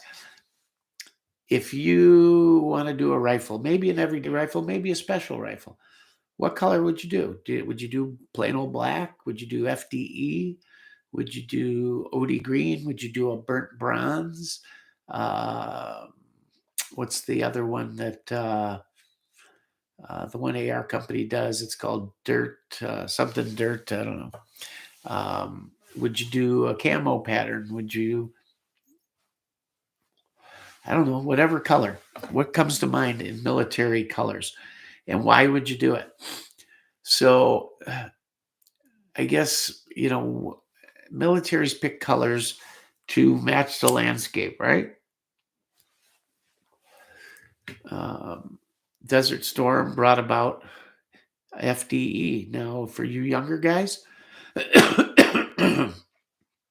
guys my age, they grew up in anytime, I guess, but prior to Desert Storm, but 50s, 60s, 70s, 80s, 90s, when you pictured a military guy or equipment or truck or whatever, or GI Joe, they wore OD green, period, or woodland camo, right, or a few other different styles of camo that were out, tiger stripes, different things, but it was green. FDE. When we guys my age started seeing soldiers wearing FDE, it just looked so weird that they were wearing desert camo, right? That's not how we pictured it. It just didn't exist. We had never done much desert fighting, and they didn't have it. Now, to guys or kids born late 90s, probably on through, to see them in OD green would be strange, right? You'd probably think, man, antiquated or whatever. But to us guys, it looks strange. Now, it's grown on us, and it's kind of the norm. And when you think of military boots, you think of the tan suede, right? Instead of black, smooth leather. It's just one of those things. But why do militaries adopt these colors? Because it works best in the terrain they're fighting in, right? There's so much surplus out there in FDE now, and FDE is a big color, right? Because you want to have things look with like maybe the rifle you served with, or what you see on the news, on TV, and movies. But FDE, for the most part, here in the States, is not probably the best color to pick, right? It's going to kind of stand out against a normal wooded or forested background, or perhaps even in an urban setting, it might stick out being a little too light, that kind of thing. For the most part, other than an urban setting, but it even work okay in an urban setting. But from suburbs on out to rural, woodland camo, OD green. Those are the colors to have. This doesn't stick out in our country for the most part.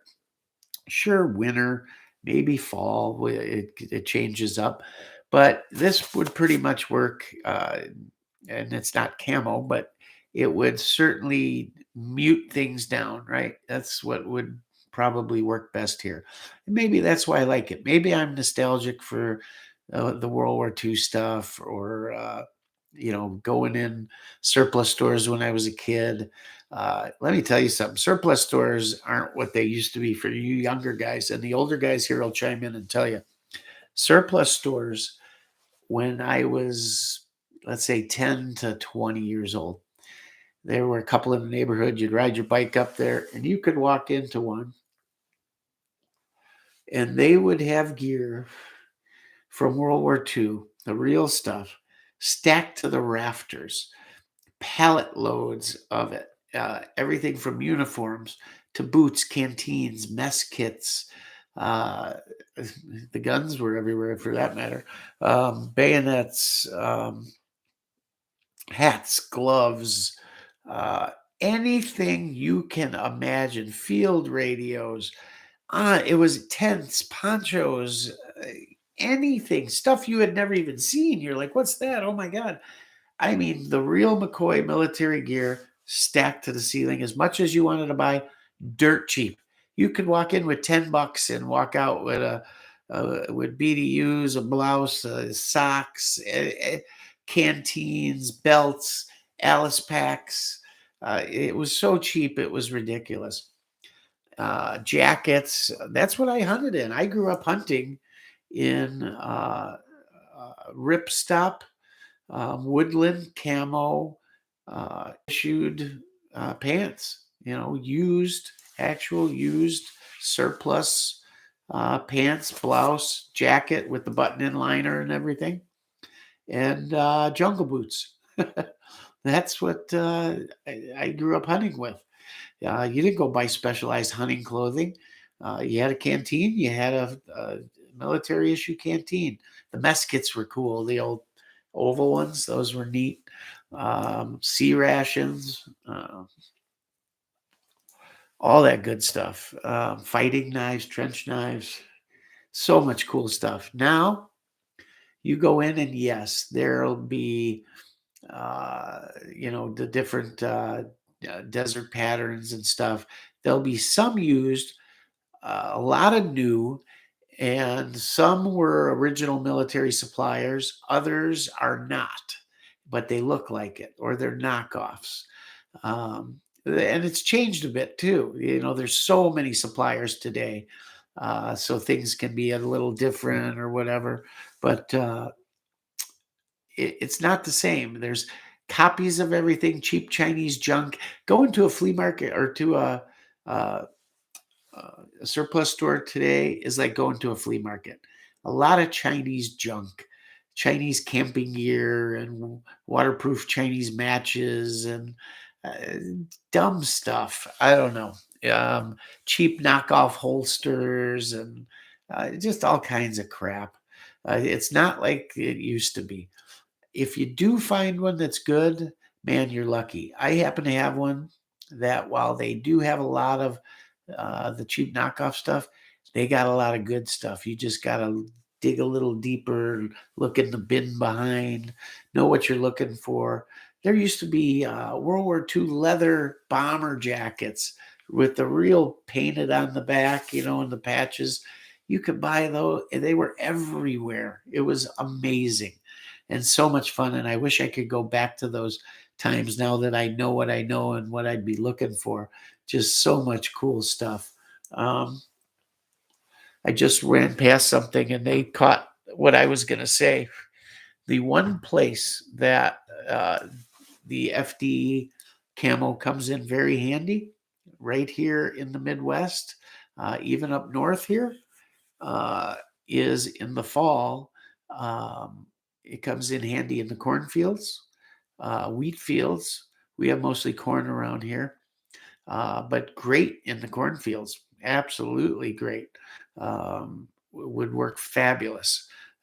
So that's one of the few times, sure, you could live in an arid, more deserty environment, maybe out west, or in the high desert, or just east of the Rockies, let's say, where it's more arid. Could work there, but yeah, cornfields, wheat fields, by far, awesome, awesome. Coyote brown is a good color. There's a good color somebody brought up. That's a color I forgot about. Here, I got one thing real handy here. Well, this is kind of a cross between coyote and FDE. This is a 511 bag that's got a lot of molly. It's a cross chest bag. I love this thing. It's easy to carry. I used to use it as an EDC bag for just carrying all my crap every day. And then when things started getting a little crazier, I thought this is a good way to carry some mags in the trunk and stuff. So I put a double mag pouch on the front because the front cover is all molly. The sides are molly. I put a single on each side, the double on the front. The inside holds 4 mags. Comms in here with a hole for the wire. You can put a small bladder in here, or it's insulated for water bottles. In the back here, there's a zippered soft line sunglass pouch. Oh, what do we have here? Oh, I thought it was one of my name tapes. Anyhow, then it also has, here's the top of the bag, right? So you grab here, it's hidden, a concealed carry pouch. So if you sling it, if it's slung over your shoulder, this will sling right down in front of you. You can reach in and pull. And it's hidden. It's Velcroed, so you really can't tell it's there. Then you have the main pouch, and then a front pouch that's more of an organizer flap. Let me get it open here. So here's the front. You can hold 2 mags here, and then pens, knives, paper. Oh, here's a cool knife. This was a EDC. It's in the rotation, let's say. It's a Kershaw. Really nice knife. I think Ken Onion is co-branded on this, but it's a speed opener. I do have a version of this that's, what do you call it, where they hand hammer it. The layered Damascus. I have a Damascus one. But this is Kershaw, and I can't see a name on it. Made in USA. I can't read it. But it's got a locking mechanism here. But it's spring-loaded, but it's just got this little tab here. And boom, it's fast. Camera can't even keep up with it looking at it. Pocket clip, super light. It probably weighs 2.5 ounces. Like a razor. Kind of a neat profile to that knife too. Just a neat knife. It's actually blue and black.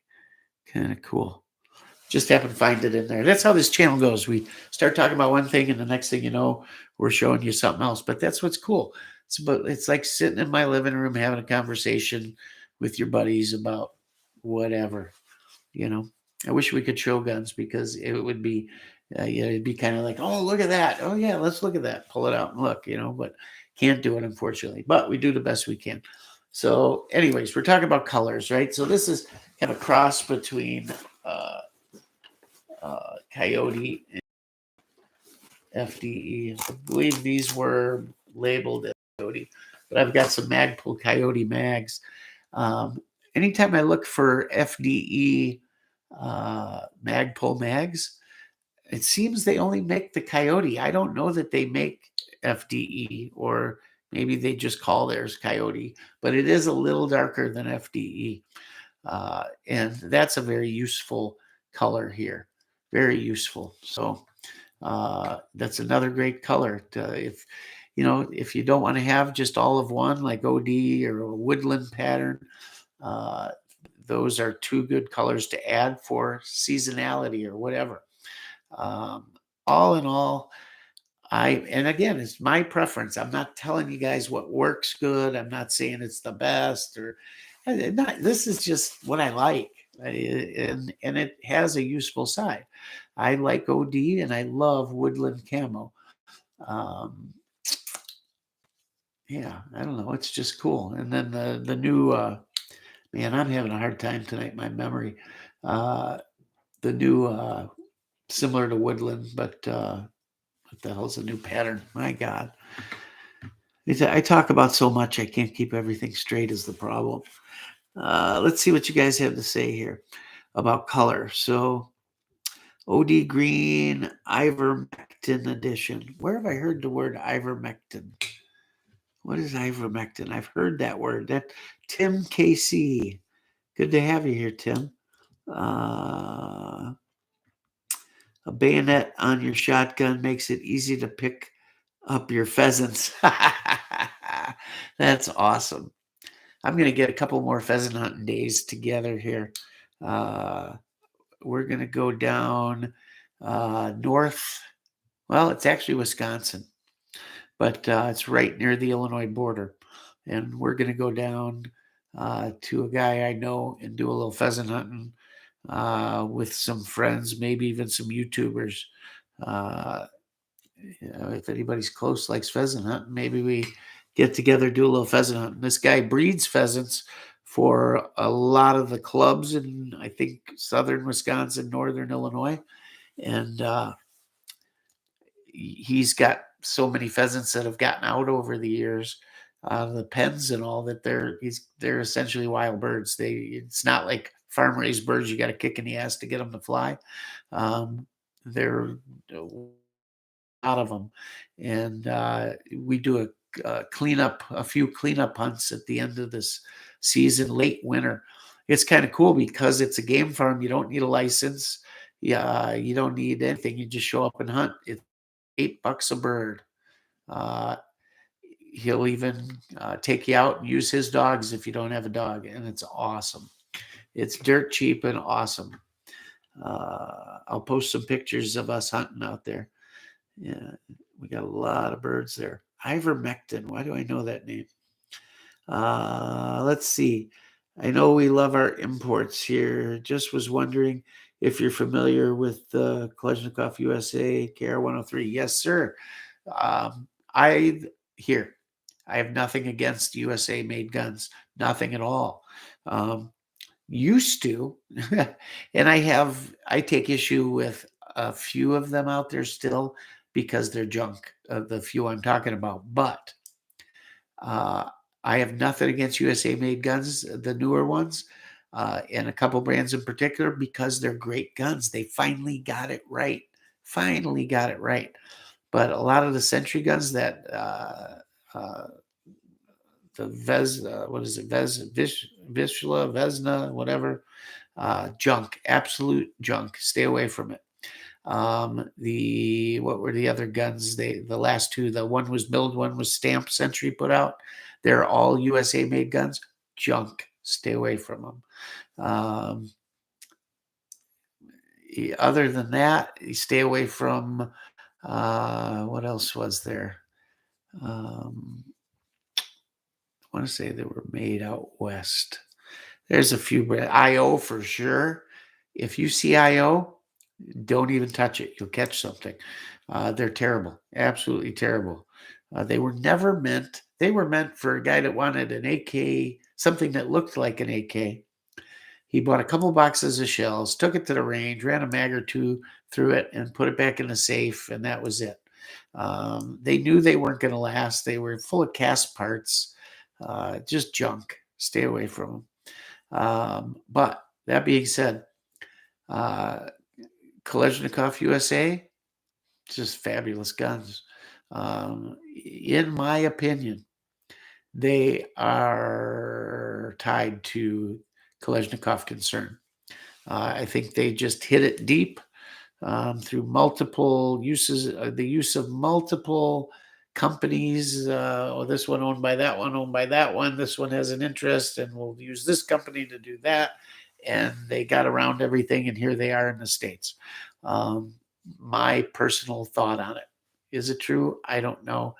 But man, their stuff is spot on, and it's great stuff. Really, really nice stuff. I'd love to have a comrade shotgun too. That's pretty cool. I don't have their 9 yet.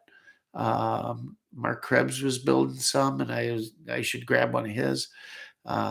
If I do buy one, I'm going to get that. But I got enough 9 subguns. I don't really. When I want an AK, I want an AK. I don't want a 9. Anyhow. Yeah, great gun. You can't go wrong. Buy one. If that's what you like and it trips your trigger, buy one. They're great guns. Can't go wrong. Also, the Palmetto State guns now. I got to shoot 2A EDUs at the shoot he had in Michigan. I was impressed. The fit and finish, outstanding. The finish on the gun itself, outstanding. What a pretty gun. Gorgeous. I'm definitely thinking about getting one. It'll definitely be with the FN barrel and all, but you don't necessarily even need the FN barrel. They're just really nice. Nothing against those guns. Those are great. All I'm saying when I say imports are in here, or you say, oh, imports seem to be the thing here, what I tell everyone is if you're looking for an AK, or you're going to buy one AK, or you're going to buy your first AK, make it an import. Get them while you can. They can go away tomorrow and you'll be wishing you had it. And at the end of the day, the best guns are going to be the military arsenal built imported guns. They have all the original specs, the original tooling, the original people, the original parts, and everything else, and they're the best. They're built to last for a military or peasants using them or whatever. We all know the reputation, the stories of the AK. Where do you think it came from? That exactly. They're just they're always going to be good. There's no guessing game to them, whether that's Yugoslavian, Bulgarian, Russian on the secondary market, or Hungarian, whatever out there, all good stuff. Good stuff, but arsenal built stuff that came from the factory. Romanian, Cougar. If you see one labeled made in Romania, but made somewhere else other than the Cougar plant, that's Cugir. Some guys pronounce it Cougar, whatever. I say Cougar. You want it from the Cougar plant. Don't fall for there's a couple out there that are not, they're built in Romania. They may be fine, but they're not built by them. That's not the military arsenal. Buy it from the Cougar plant. Century messes around with a few of those, especially in the Dracos, and I think, the Draco line for the most part. Make sure it's made at the Cougar plant. You don't want the other ones. The other ones might hold up, but you don't want them. Let's see. Orion, I keep bayonet mounted for home defense, small apartment. That way he doesn't have to get out of bed. He can just grab it with the bayonet and stick him as he comes in the door. Let's see what else. Good idea, Orion. Never been hunting, though always wanted to try it. I love pheasant hunting. I love pheasant hunting more than deer hunting, more than anything. It's just so enjoyable. It brings back great memories for me when I was a kid. Great memories hunting with my childhood friends and high school friends. My hunting with my son, the dogs, my German short hairs growing up. I had German short hairs. God, just the little farms we'd hunt outside of Chicago. Actually, I grew up down there. I grew up in Chicago, but I hunted. For anybody that knows the Chicago area north, I went to school in the North Shore, and then we used to hunt.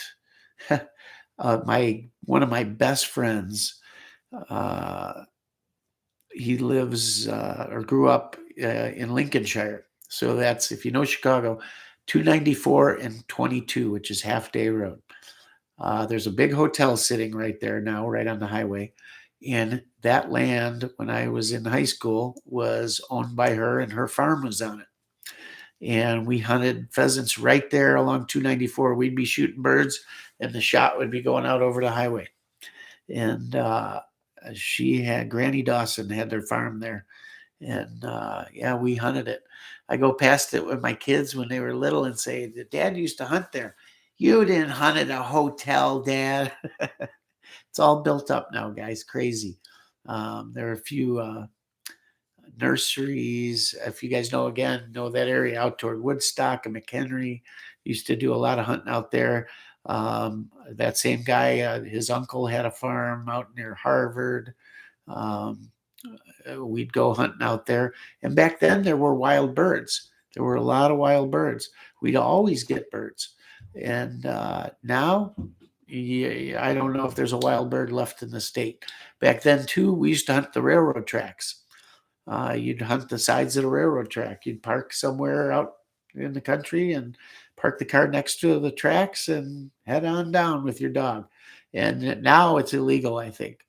But back then it wasn't. But it reminds me of all of that. Pheasant hunting was so much fun. And back then, too, the state parks in Illinois would release birds, and you could get a permit. You'd apply like months before or a year before to get a certain day on a weekend to go hunt at these state parks. Or if you didn't apply, you could pull up at like 1 in the morning, 2 in the morning, and wait in what they called a sweat line, because you were sweating it out, seeing if there were any no-shows, and you could get in their place. So you wanted to be one of the first few cars in line. Otherwise, you couldn't get in. So we'd get there. We were 16, 17, 18. And I remember taking my car, a little Dodge Omni, with my 2 hunting dogs, my German short hairs, and they were puppies. And me and my best friend, and we packed lunches. I remember he was so pissed. He got out of the car to take a piss, and when we got back in, the puppies had eaten his lunch. But man, we had so much fun on those hunts. He always got birds, and it was just a ton of fun. I remember I got pulled over going to his house in that Dodge Omni. It had to be like 10:30, 11 o'clock at night. I pick him up. By the time I picked him up, got to the state park, it might be 1 in the morning. Perfect time to get in line. So I was somewhere up north of Chicago. I got pulled over by a state trooper for, I remember to this day, 63 and a 55. Not a big deal, right? And I had the dogs in the back. You could see the shotguns in the case, plain as day. It was just me in the car with the dog, and dogs, plural, and the shotguns. And he shined a flashlight right back there and saw it all. Never even a word. Didn't think nothing of it. You were 16, a state trooper. Imagine today what would happen to a 16-year-old with a shotgun going hunting. Back then, nobody thought nothing of it. It was a kid going hunting. That's a good thing. Keep the kids hunting. That's how it was thought of back then. Cop didn't even say a word about it. Didn't even mention, hey, going hunting. He knew what we were doing. Today, that'd be a Trump. Anyhow, so I like it more than deer hunting. I really do. Just a ton of fun. I like the smell of that time of season. I like hunting with a little snow on the ground around Thanksgiving. So much fun. So Warsaw Patriots in here. Good to see you, man. I haven't seen you in a while. Good to have you in here. Check out his channel, guys. He's got some cool videos. I ran into him once, although I don't think I knew who he was, and I'm sure he didn't know who I was back then. But ran into him at the Manicore Arms shoot. What did they call it? I can't remember the name of the shoot, but it's held at a place called The Site. That's all it's called, The Site. And it's a military organization, police type of training facility. They've got shoot houses, everything, and Blackwater trains out there. But it's in the middle, and I mean the middle of nowhere, USA. You couldn't, hard to find. And you pull in, it's a machine gun. And Krebs was doing it, so I went down to help him out. And you can shoot 50 cals, buy a mag of, buy a AK mag, a AR mag, and shoot. They charge you by the mag, and it's just a lot of fun. Some vendors, stuff like that. Cool way to spend a Sunday. I can't remember the name of the shoot. The bullpup shoot. It's called. Because Manticore Arms made a lot of bullpup parts and stuff, and they made a bullpup, the full conversion kit for Scorpion Evo, CZ Scorpion. That really works. Actually, I think CZ bought the design from him for a lot of money. And I don't know that they've marketed all of that well, but it's available. There's a company to check out their website, Manticore Arms. They got some really neat and innovative accessories for all kinds of stuff, from Scorpions to AKs to you name it. They're right here in the Midwest. They're in Northern Illinois somewhere too. I forget where. But cool company. Check them out. Let's see. Let's see what else you guys have. Militant Roots, Green and Tan, Coyote Brown. I collect mag pouches and any other goodies I can find in surplus stores. Yep. Yeah, you'll run into the one by me. I'm pretty sure they're Yugoslavian. The leather mag pouches that are curved, kind of Hungarian stuff. You'll never know. The other day I went in, there were original Uzi mags and original 9mm Colt stick mags. A lot of he had certain FDE aluminum mags, I think made by Ideal, but they were military issue mags, brand new. And then there were used ones too, ancient, probably worn out, but cheap. And I got, while I was there, so I got that bayonet, and I also got a coffee mug. I had to buy it. I saw it. So it's a coffee mug. I should have brought it for today. Next week I'll have it. Koffee and Kalashnikovs, and I leave it at work. It's about this tall and about that big around. It's round, sort of, with a neck on the top. Holds 22 ounces of coffee, if that gives you an idea of the size. I told you I grew up in Chicago. So in Chicago, we played softball with these big clincher softballs, the big ones, not the ones that are just a little bit bigger than a baseball, but the big ones. And it's about that size, but it's a coffee mug of a pineapple grenade. And it holds 22 ounces, and it's OD green. And it's really cool. And it was $19. I had to buy it. And it's really quality. It's well made. It's made by a company called Caliber Cooking or Caliber Gourmet. And they make all kinds of kitchen, eating, cooking, drinking stuff revolving around the shooting sports. Everything from that grenade mug to the rocks glasses, where while the glass was still hot, they put a 50 cal through the side, and it looks like it's going through the glass. All kinds of cool stuff for the kitchen, barbecuing. Neat company, Caliber Gourmet or Caliber Gourmet, I think. I'm sure they got a website. Check them out. Kind of cool if you're looking for little gifts or something. Anyhow, it was neat. Best camouflage ever, Flectarn. That is good camo. Very good. What is this? OD green is my favorite color. Also, real tree camo or swamp Bigfoot ghillie suits. Uh, my kids messed around with ghillie suits. So uh, the house down south, we usually we planted corn a lot of years, but we'd rotate with beans. And then there were a couple of years we let it go fallow for whatever reason. I think either the one farmer died or something, and I didn't have anybody to replace them right away. But it was kind of weedy, grassy, real tall grass back there. And my son and his best friend, who went in the military together, uh, had ghillie suits. And I said, put on your ghillie suits. I'll give you 10 minutes to get out in that field, get set up wherever you're going to be. Use some of the grasses and different things along with your ghillie suits to hide.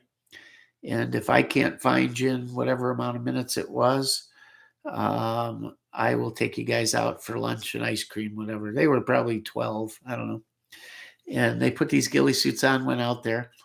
And the way we had it was set up, I was going to look from the deck first with bare eyes, and then go to binoculars. And then if I thought I saw something, I'd move out.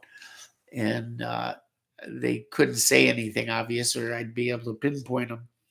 But if I got within 2 feet of them, they would stand up or say something, and then I would be the winner. So I'm on the deck with, I got to the binoculars, and I'm looking. I looked, I couldn't find them. I could not find them. I thought I saw something out of place, a little patch. I went out there, and I thought for sure, I'm like, all right, damn, stand up. And nobody moved. I was nowhere near them. I think it was a full hour, and I couldn't find them. And they finally stood up, and I would have never seen them, not in a million years. So it was kind of cool. We used to do stuff like that.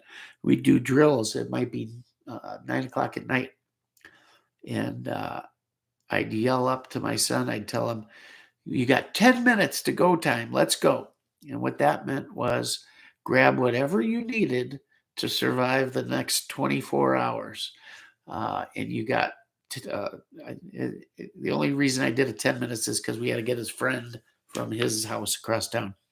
So they had 10 minutes to get the two of them in the car with whatever gear and food and whatever they needed to survive the night. And it could be raining out, it could be 100 degrees out, it could be snowing out. And we'd do it. They'd throw their stuff together, jump in the car, and we'd go. Where are we going? You'll see when we get there. And we'd end up in these woods or a friend's farm or something.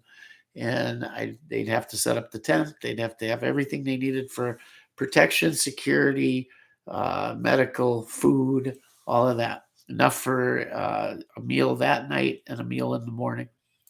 And the first time or so, they thought they had it, that they had planned, and I put it off and then caught them off guard. They didn't have squat, nothing. They have a few things, but it wasn't planned. But toward the end, they got really good at it. And man, we ate some great breakfast. It was a lot of fun. I don't know how the hell I got on that subject. Anyhow,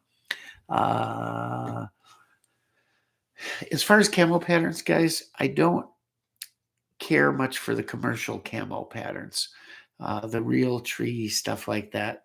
Just don't care for much. I get it for hunting, but a camo pattern's got to look good to you too, or like it somehow.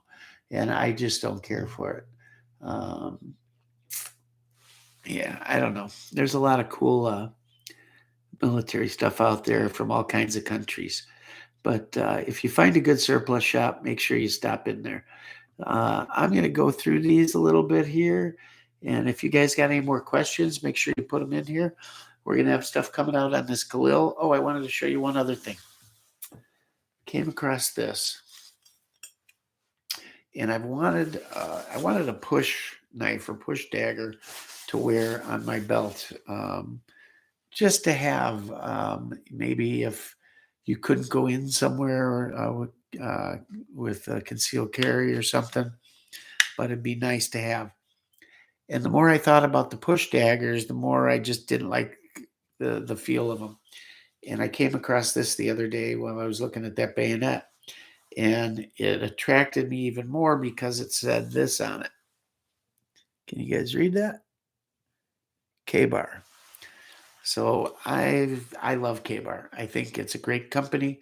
I think they build great stuff, and there's heritage and history to the company. And dollar for dollar, it's hard to beat their products. They're fair on their prices, and you get usually a stout piece of cutlery that's hard to hurt, holds an edge well. Just great knives, right? They're standard fighting knives. They're big ones, they're small ones. They're just good stuff. And I've got a ton of them. This, however, just attracted my attention. And why I like it is you can wear it on strong side, but the best, and I like to carry it cross draw on this side, more toward the front, maybe like a 10 o'clock or 11 o'clock position. And it's so easy to just grab and pull. And what it is, you see how let me show you first. So it's cut in, and the angle on it is like a V almost. And what's important is this cut here. So when you slide in up to the holster, it slides right in and it fills across. So, and with that coming across here, it slides in so your knuckle is in the blade almost, but yet protected. I'm trying to show you how it fits in there. It fits right up in there. And it fits right in here between the first knuckle, and it's serrated here. So you got your thumb to back it up, and you use it just like a push dagger, but it's just a punch, a bam, bam, bam, bam. Or you can slash either way, but it's a great personal defense weapon for a woman, for a man, whatever, last ditch, backup, whatever. But I really like this because why? Because once it's locked in there, there's no rotation. It is not going to rotate. You could grab this with two hands and try to rip it, and there's no rotation. So if you hit something or went off the side or whatever, a push dagger that you normally run between two fingers like that or three fingers, but this would run this way like a T. They always felt to me like they could flop one way or the other. And then if they flopped one way, you'd end up hitting your knuckles, could end up cutting yourself, whatever. This to me is much more solid in the hand. You have much more control of it. Nobody's going to take it away from you. Nobody. It just feels perfect. And you could hit the toughest of the tough, and this thing is not going to move on your flex. It's finished really well with a Cerakote, a little bit thicker of a coating, and has a little texture to it. It says K-Bar up here on the blade, laser engraved, and it has a logo on here of whatever the hell they call this knife.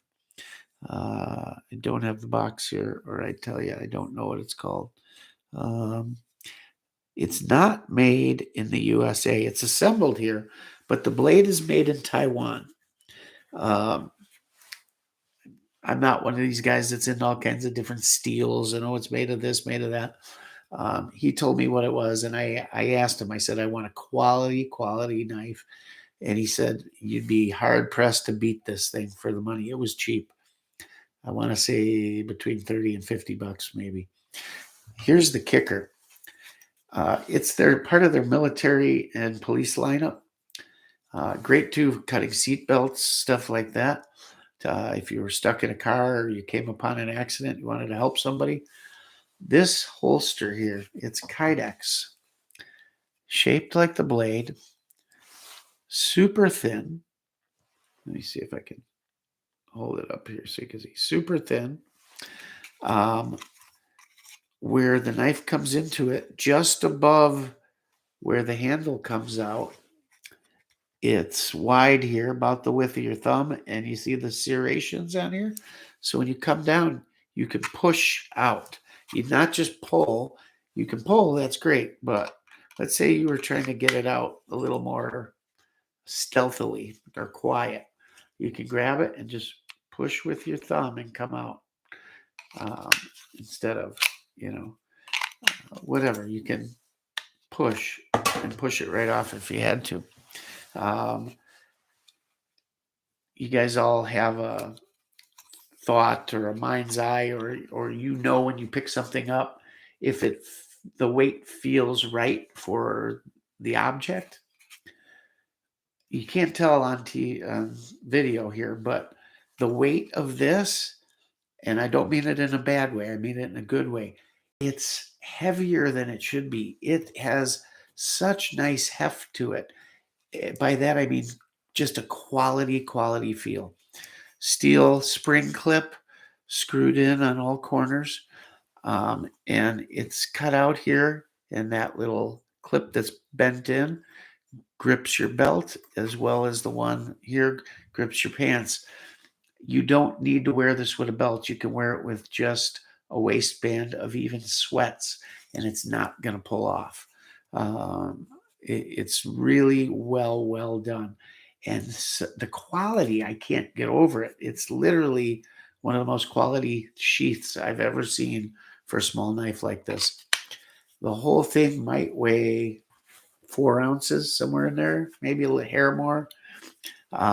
Super nice polymer handle with just enough texture, and the ribbing, it just holds in your hand so well. I wear it, like I said, cross draw.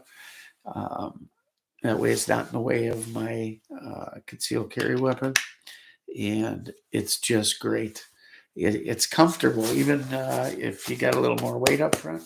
It rides right along, and it stays against you, and it hides really well. Just a neat piece, and I love it. It's exactly what I was looking for. I'm glad I waited and found this. He also had some super nice plates for your plate carrier, but they were not the, what's the new stuff? Not polyester or polymer. I can't remember. They're not steel, and they're not ceramic. They're the latest and greatest and lightest. They'll stop a rifle round, but I forget what it is. I'm going to bring you guys a video on that. He's got level 4 plates and level 3 plus. They're super light. They're thicker than steel. They're like this. And I'll bring you the name of the company and everything. But what he told me was the company's owned by NC Star, which kind of, I went, I don't know if I want to trust my life with plates by a company owned by NC Star. And he said, why wouldn't you? Very serious too. And I'm like, dude, the stuff they make, their sights and stuff, I don't know. And not to say I've had some decent stuff from them. I've got a few items. A Foreign comes to mind. Picatinny quad rail comes to mind. I've seen a few things by them that's okay, actually really well done. But that I went, he says, no. He says, he gave me the company name, do some investigation, check it out, and trust me, it's good stuff. And they're only like $200 a plate, and I can cut up. My ceramics they got to be 8-9 pounds a piece, 7 to 9 pounds a piece, and I can cut that easily in half. And really neat. So thinking about that, but he said I can do a video on them there. So we're gonna do that. Got that coming. So just some cool stuff we ran across. And then the best thing of all, I finally found the right bayonet for the Garand. It's not a 16-inch, not the long one. It's not a cut down either. You can tell the cut down because they cut it and the blood groove goes all the way out to the end because they cut it and reshaped it. But it's the 10.5 or whatever inch one. The correct one, correct sheath, in great shape. and it's on its way as we speak. It should have it by the weekend, and that makes me extremely happy. So you will see a grand video coming out too. Cool. If it'll warm up here and I can get out to the range, we'll have a lot of cool stuff. But guys, at minus 15 and minus 20, it's hard to get out there in those temperatures. It really is. So we'll see. But there's a lot of cool stuff coming. Hey, check out the channel. Go back, dig around some old videos, see what you find. There's some neat stuff out there that I have. And we will get some videos coming out to you on some of this stuff. The Galil for sure. A lot of fun stuff. I think we'll bring that original Sporter AR in all its glory, triangle forend, fixed carry handle, and the tri-prong flash hider, the quintessential Vietnam rifle. We'll bring you a video with that, with the bayonet, all kinds of cool stuff. So stay tuned. I've got shooting video of all of them. So while it's the middle of winter, you'll see shooting maybe in the summer, but it'll be a new video. I'll just throw in some of the clips if we can't get out to the range. We're still working the By 39 project. Again, it's been cut short with the cold and how busy I've been. But we are not letting it go. Fred's got some stuff coming to me. I have to read through all his text tonight and see where we're at on this thing, because I just have not been able to keep pace with what he's doing. And yeah, that's where we are at. So have a good week, guys. Make sure you're out prowling around those shops and seeing what's out there, finding some deals. Hey, everybody do everybody a favor and find a deal of the week somewhere for next week that maybe could help out people here that might be looking for something. It's always good to share information, and you might just help a buddy out. So I'm going to take one last look through here and see if I missed anything. Or anybody. I didn't want to miss anybody. If I missed anybody here, I'm sorry, guys. I read them all. I didn't see any super chats. If any of you guys did any super chats, thank you in advance. If you haven't and you can help out, they're always welcome and appreciated and used to bring you new stuff for the channel. Flecktarn, that Flecktarn camo, I can picture it. I can't picture the country. Was it German, East German? Flecktarn, what the heck was it? I remember seeing it. MREs are wonderful, aren't they? There's certain ones I love. I love Stroganoff. Delicious. Pennsylvania, Martin stopped in, and Archiel is here as well. Haven't seen him here in a while. Good to see you. Thanks for coming over. I remember riding my bike to local Army surplus and getting MREs with my friends for $4 to $5. We would set up a tent in the backyard and eat them for supper, right? Weren't those the good old days, guys? I don't know how old y'all are, but, in my day when you were young, I don't know, 5 to whatever age you stopped playing with them, 12 maybe or something, G.I. Joes. And G.I. Joes in my day were, 12, 13 inches tall. Later, I remember G.I. Joes being these little things, and they were more futuristic and fictional, sort of.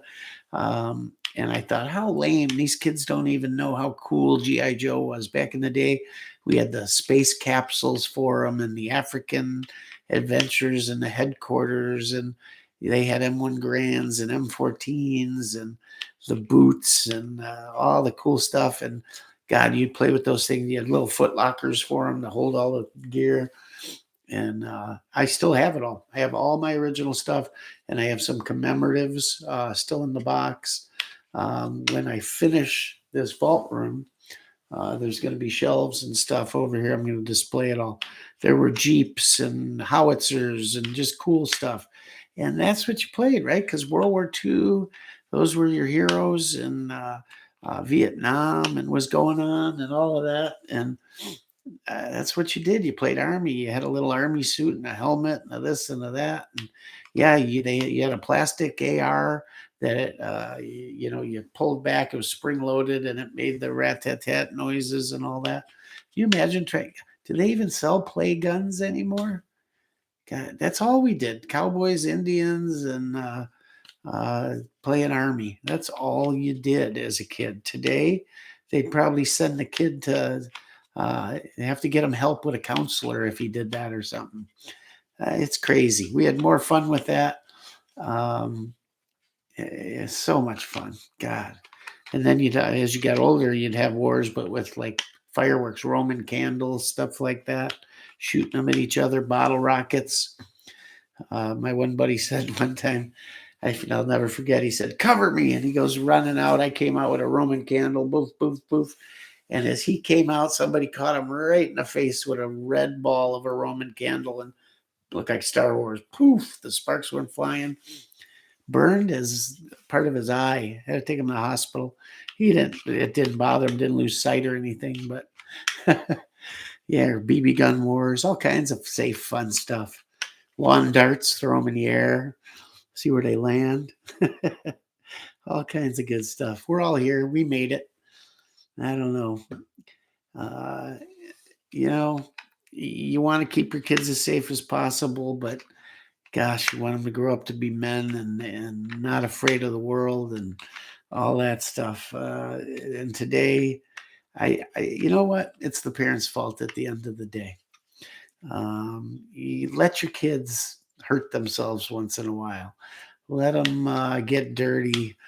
Let them be scared once in a while. Maybe they stay out too late and they're walking home and they hear a noise in the alley or something. But you can't protect them from everything. Is all I'm going to say. And letting them learn some of those lessons is a good thing. I'm not telling them to let them go out and do extremely dangerous things, but for crying out loud, let them be boys, let them be girls, let them do whatever they, some of the stuff you did. You're still here by the grace of God, and they will be too. And it makes for a much better generation of strong people that know what risk is and how much risks to take or not take, and how to have a little ingenuity and get through things on their own without being a helicopter parent protecting them all the time. It'll be okay. It'll be okay. Don't worry about it. Says the guy without a son. But that had nothing to do with anything like that.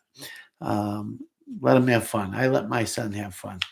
We did all the fun stuff guys do. Come home one day and they're shooting flaming arrows in the backyard with their grandfather. But hey, we did it. What are you going to do? It was a blast, guys, all that stuff. Riding your bike there and all that good stuff. He'd come home with a bag of stuff. It was like Christmas, right? Here. I got the old Chinese chest rig with the wood toggles and grenade pouches, great for plinking around the homestead. Here. You mean one of these? Is that the Chinese chest rig you're talking about with the wood toggles? And the grenade pouches? There it is. Straight from the surplus store. Got the Chinese writing on the back and everything. And I showed up to a 3-gun match wearing this one day. They looked at me like I had a hole in my head. It worked just fine. Worked great. Yep. OD green. China gets it. How about these? Too far. That'll fall. Actually, I'm about 12 inches away from that mini Draco. And it'll fall if I take the mag pouch I was going to show you guys. Anyhow, I just want to talk. The main thing was military colors, what you liked, what you used them for, what you thought was cool, that kind of thing. And a little bit came out of it. I had totally forgotten about coyote brown. That's a great color. And hunting in the cornfields or wheat fields, FDE is perfect, perfect in the Midwest. So yeah, something you might not think about right off the top of your heads. Did Mark Novak come up with the Novak sight? No, he did not. I don't believe. I can't say 100%, but I would have heard him talk about it before. I've watched enough of him that I don't believe that to be the case. But maybe I'll do a little research on that. I highly doubt it. John's Trading Post is one of the surplus stores I used to go to when I was a teen. Where was that at? There was one in Chicago, maybe Belmont, I mean, in the city, called Uncle Dan's. And they took up at least one full, maybe two full city blocks. And they had hand painted signs out front that ran the whole length of the building. And it was painted Uncle Dan's in red, white, and blue. And they listed everything they sold there, crazy. And then he built another store up in a north suburb called Skokie. He had one there, and that's wasn't all that too far for us to go. And we'd get some cool stuff there. We had a blast. And we'd ride, same thing. We'd ride our bikes up there and get it, and cool stuff. And then I had my grandfather's real stuff, his bomber jacket and all kinds of stuff. My grandpa had stuff from the Navy, had brought home from Japan and stuff. It was cool. I missed a bunch of stuff here, guys. All right, I'm going to comment and answer these. So if you're still in here, stay here. I'm going to answer them real quick for you. And then we're going. Oh man, all of a sudden all kinds of stuff popped in that I didn't see. Pioneer Arms, stay away. Junk. C-39V, junk. One of those U.S. guns to stay away from for sure. And the RAS-47, absolutely. Those were the two rifles and Pioneer were the three I couldn't think of. I was struggling to find the words. Those were the three. Junk, and junk. Junk, bigger junk, best junk. Stay away from all of them. Don't even bother. Coleman Surplus in Pennsylvania.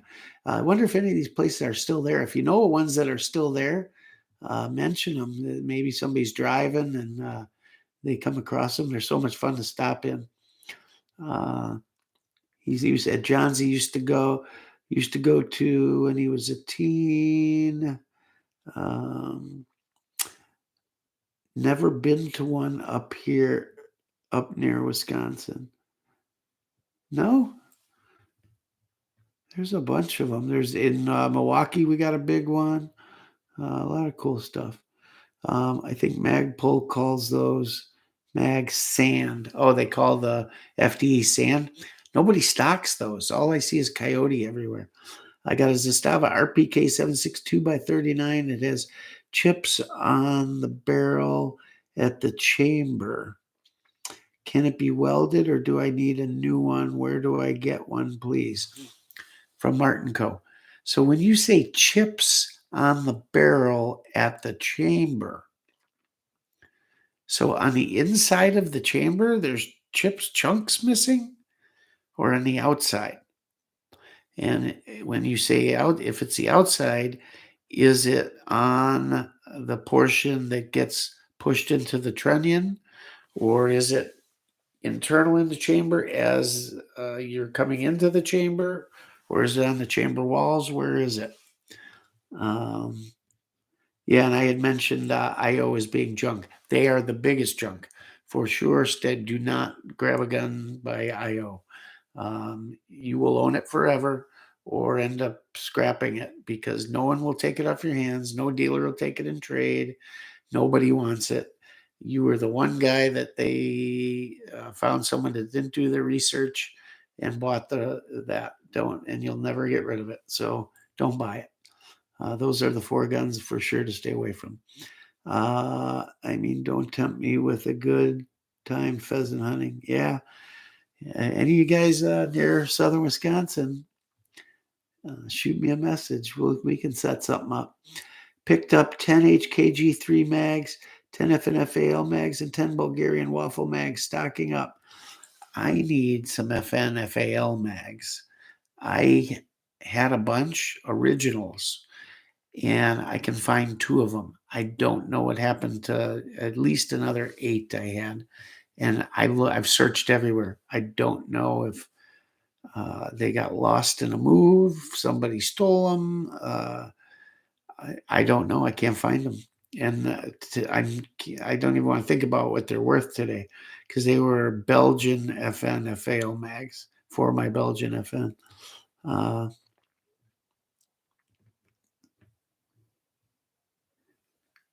Oh, now I know what that word is. Militant Roots said what it is. Now it makes sense. Now I know what it is. It's a medication. I had a PSAC 103, nothing but problems from start to finish. Spend another 150 and get the ZPAP. Well, that's Ken Stoner saying that. I agree, Ken, totally. If you were in here when I was talking about it, someone asked what I thought. They said, hey, I know you guys are into imports here, but what do you think of the Kalashnikov USA 103 gun? And I told them, I got nothing against them. There's good American guns now. But what I always tell first time AK buyers or someone that's only going to own one AK, buy the imports first. Buy them first. I don't care if it's a Yugo, Bulgarian, a Romanian, whatever you want to buy, get it. But do the imports first. The USA guns will be here. You'll always be able to get those. Tomorrow morning, you may not be able to get the other ones. All someone needs to do is sign a piece of paper, and it's over with. Plus, they're built in a military arsenal. You can guarantee those guns are going to run and run and run and run. Not to say they don't build a bad one every now and then, but 999 times out of 1,000, those guns are going to outlast you, your grandkids, and everyone else. The PSACs, the Palmettos, the Gen 4 now, and the FN barrels, great gun.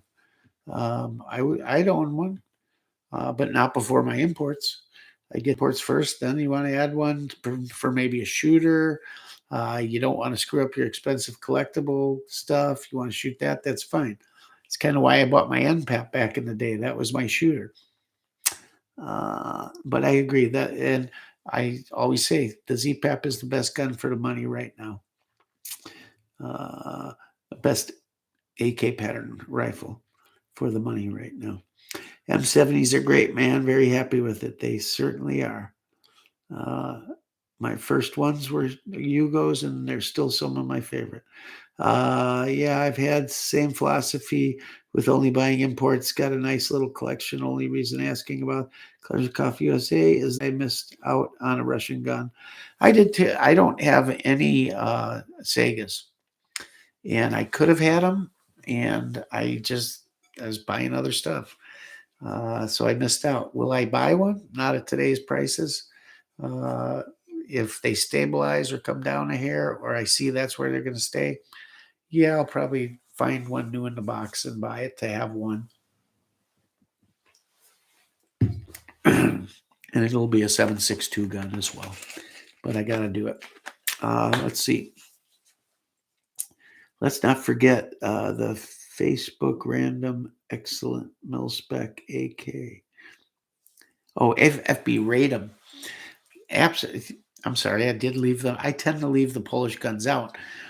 And it's not because I'm trying. I really like the Polish guns. They're beautiful. They really are. I like the Polish wood.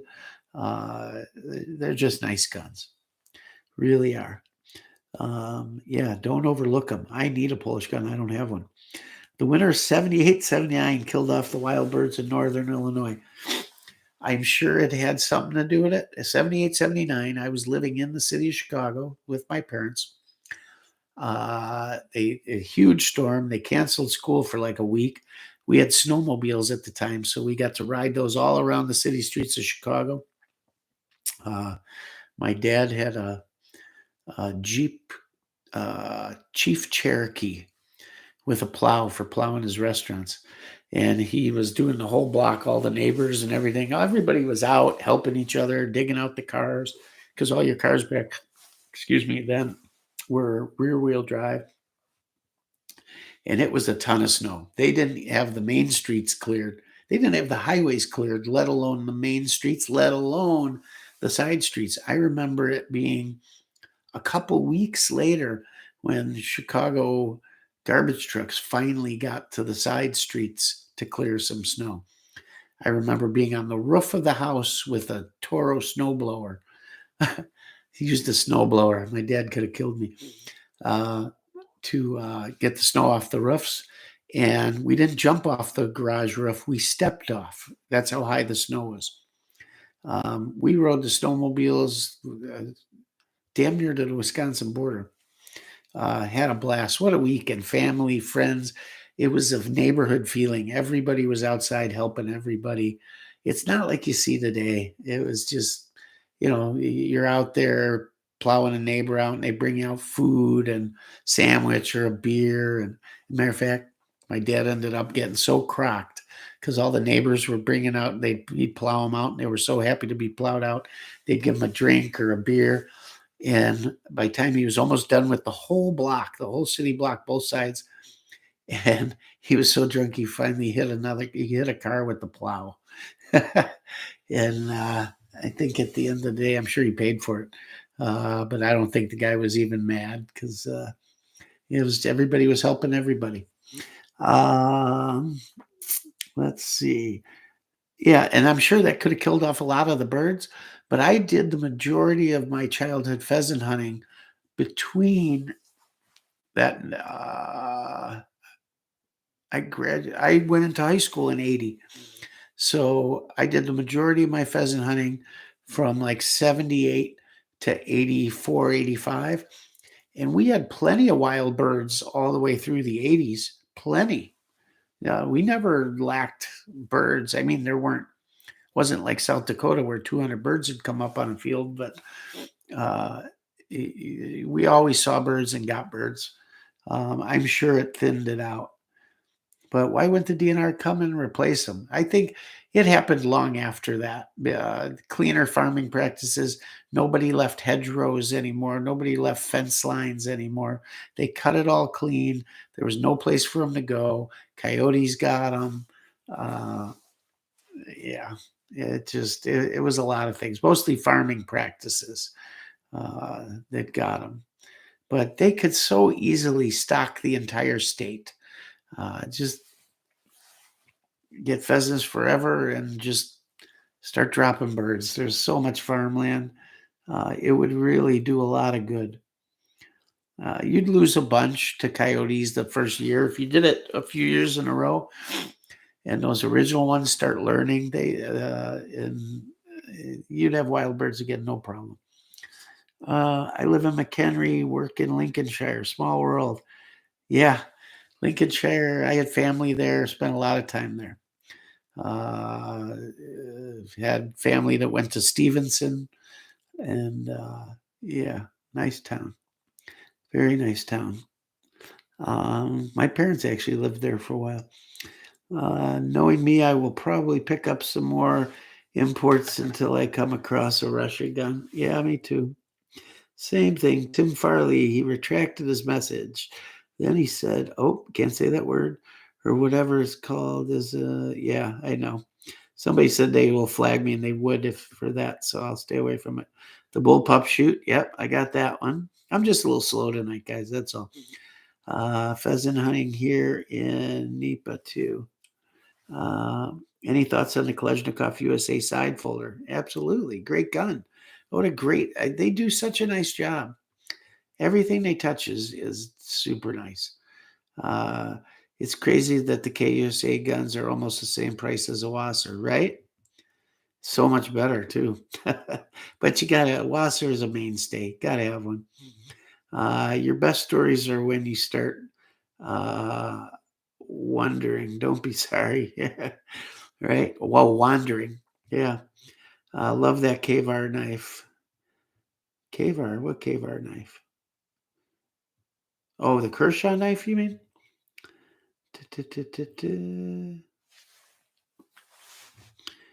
I have only bought imports, but KUSA side folders, perfect clone. That's what I mean. They are. They're perfect clones. Hard not to. You won't break your knuckles with that K bar. Oh, the K bar. I think he said Kavar up there. Look like Kavar. Thought he was talking about Kavar. Yeah, no, that I like that knife a lot. Handle fill, yeah, it does fill your hand. It's awesome. Uh, LAPG plates are good for the money. OCP is pretty good. Uh, so is Marpat. I spent too much money on guns. Crazy how people buy that junk. Almost bought a Pioneer Hell Pup. Yeah, right? Total junk. Signing off, Alan Bishop. Till next week, everybody. Martin Company inside. Archeo, I would rather they do quail and woodcock over pheasant. Pheasant isn't native. While it's fun hunting them, I don't really want to push getting them heavily established anywhere, but they are tasty. They are. And quail is fun. Woodcock is fun. We've hunted all of those. Uh, we've hunted partridge up here. Um, there's some great bird hunting, grouse hunting. And when I first came up here, I ended up getting I had German short hairs forever. I ended up getting a Springer Spaniel because you're hunting in woods and trees and heavy cover. You get one shot main maybe, and you're shooting super short guns because you swing, you could hit a tree, and but it's so much fun uh, hunting them up here. God, it's a lot more. It's fast action, and you get one shot, so you better be right on them. And right near us, well, not, maybe 45 minutes, there's a town called Springstead, Wisconsin, and it's way up north, and they're the grouse capital of the country. They say there's a big sign when you come into town, and we just drive the logging roads and park, and then we walk, and you'll get them on these 2-track logging roads. Sometimes, if you're lucky, they're in the road and they'll fly. You get a better shot. Not a road. I shouldn't say it makes it sound like illegal hunting, but it's not. You're not. It's not a road per se. Or you go just off it. The dog will run, and yeah, it's a lot of fun. A lot of fun. You just had to switch it up. Either a different dog, a flusher, and one that'll go in the woods like that, and a little shorter gun, and we have a blast. So it's all fun. I love bird hunting. Uh, Anyhow, guys, that's about it for tonight. Sorry I kept you guys a long time here, but man, she's going to kill me again. I said a short one. I'm tired, and here I am going on 3 hours. Had a great time. I love telling you guys the old stories. I hope you enjoy them. I hope you're not bored by them. Dove, look I keep going. Dove hunting. We've gotten a few here and there accidentally, but never actually, putting out the decoys in the tree and waiting for the flocks to come in. You always hear about those South American hunts and stuff, but I'd like to do it here with somebody that knows what they're doing. Believe it or not, I've never been waterfowl hunting. I've never been goose or duck hunting. I'd like to try it too. I got buddies that are way into it, and it's weird. Even though they're your friends, you have certain circles you do things with, and sometimes they got their circle. They don't want to include anybody else. I think that's kind of shitty because how else do you get people into it or young people into it? Or hey, maybe you lose part of your hunting party, right? And now you want some other guys, and they don't want anything to do because you never took them out. You never helped a buddy out. Help a buddy out. Take them fishing. Do something. Take them hunting. Take them to the range. There's more to life, guys, than just guns and collecting. Now, most of it has to do with guns or encircles it, but there's a lot more to do. Make sure you get out and do it. Do a little hunting. Do some fishing. Instead of just going to the range and target shooting, try some trap. Skeet, sporting clays, IPSC. There's so much to enjoy out there uh, with firearms and guns. And when you do it, take someone along with that hasn't done it before and show them how much fun you can have. If you're, well, I've never done that before, I don't know how to do it, just go. That's what I did with 3-gun. I showed up and they helped me like you wouldn't believe. Lent me stuff. They want to be the big shot, so they'll show you, and it's awesome. Don't hesitate. You want to go cowboy action shooting? Show up at a shoot. Bring whatever you have. They'll supply you with the rest. You'll have more than enough. Guy will be like, "Oh, use mine. No, use mine. No, try this. Here, let me see if this belt fits." That's what it's like. Just tell them, "I'm a first timer. I don't know. I just want to try it. Look like fun." They'll do the rest. I promise you. And you'll gain. Hey, you get to a certain age, you maybe don't have a ton of friends anymore. People move across the country, this and that. Go to something like that. You'll be amazed. 6 months down the line, you'll have 3, 4, 5 new friends. You'll be having a good time, going to dinner with them and their wives, stuff like that. That's what it's about. Get out there, have fun. Don't be a bump on a log. Life's too short, way too short. Get out there and do it. On that note, guys, thanks a lot. Thanks for coming to the channel. Check out our videos. I'll get you as much as I can this week, guys. It's freezing. Furnace must have shut down because I am freezing in here. 15, minus 15. Yeah, here we go. Winter is upon us. Thanks for everything. Have a great evening. See you next week. Rockford Ordnance out.